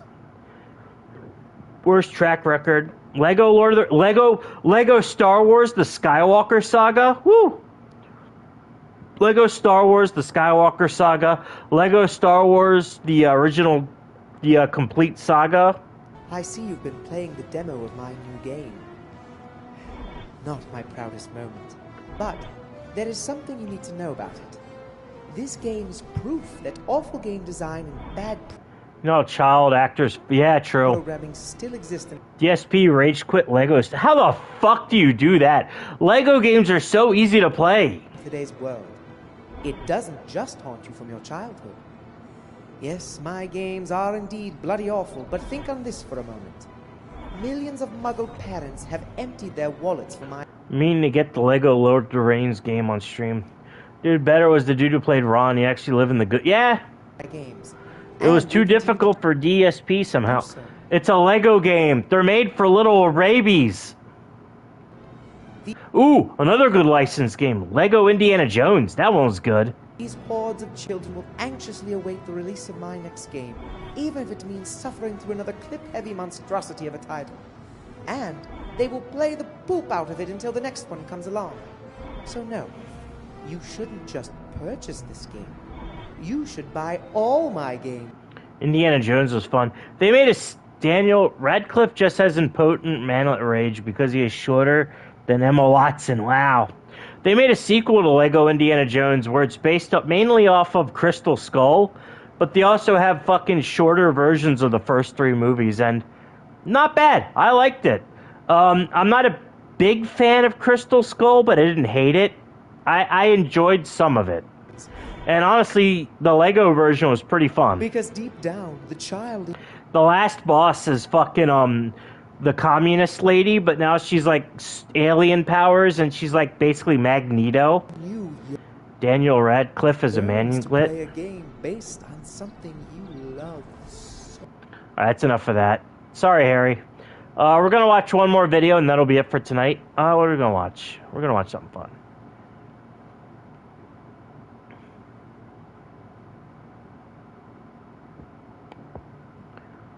You know what? We got Fuzzhell on the brain. You guys want to hear how much Fuzzhell owes? We'll watch this video, then we'll watch one after it. So this is Fuzzhell streaming with Empty Hero. They're playing that Nickelodeon fighting game, which is getting a sequel next month, and I actually can't wait. Making Dilation Lego game. You know what? If we get a Lego Indiana Jones game, that's basically all 5 movies done in the Star Wars style, I'll fucking buy that. But yeah, we're gonna play 2 more videos. The Master Belief. The Master Belief. Yo, look at that. Look at that shit. That fucker, he's using macros and shit. He's got the fucking... the arcade stick. He was fucking flying under the stage. Ah, shit, I killed myself. Damn it! And yet... I wanted to like this game more, and I hope the sequel is better. The sequel looks better. They got better animation, voice acting. Butter War 2, another fucking buttercup. No, I can afford a $20 website. I think I win. Oh, he's right. Brett Bong doesn't have $50,000. Do you really have $50,000, Dead Fuzz? What did you do? Like 30. Why? Jesus you got Christ! 30 grand debt? What's you fuck? You bought... To you and Empty, Joey, that was phoned in. You bought a car with no down payment? Yeah. You fucking crazy. Did you buy... what year was the car you bought? 2017. Did you buy it in 2017? 2018. How much... They had to kill support for this game to get a proper game with the sequel. How many miles were on it? Man, we better get a fucking Schneiderverse character. Give me Zoe. Give me fucking Jade. Too many Stadias. The most debt I ever had in my life was $6 grand, and I paid that off in a year. But nice. Good job, Gaseous. 10,000? Give me the girl from Unfabulous. Let me beat people with guitars. Fuck it, I don't care. I want a live action rep. Nickelodeon is not just its fucking cartoon characters. If that was the case, they should have just called this Nicktoons All-Star Brawl. Splooge for the... He didn't fucking put money down for that yet. Nah, you bought it new with like 2,000 on it. You fuck. You fuck. You blew it. Who wants to do the t-shirt thing this time? A fucking idiot. Buzz is a fucking idiot, you fucking dum-dum. Alright, one more video. It's gonna be a short one. What we got? You know, we spent all day fucking watching... But I fucking fasted for 3 weeks, got a little cash for food. Wow. I think they just don't want to pay for likeness rights. Just make them look like cartoon characters. Fuck. You can't make them look like silly cartoon characters? Alright, what do we got here? What's this? Fucking do Hannah Minx.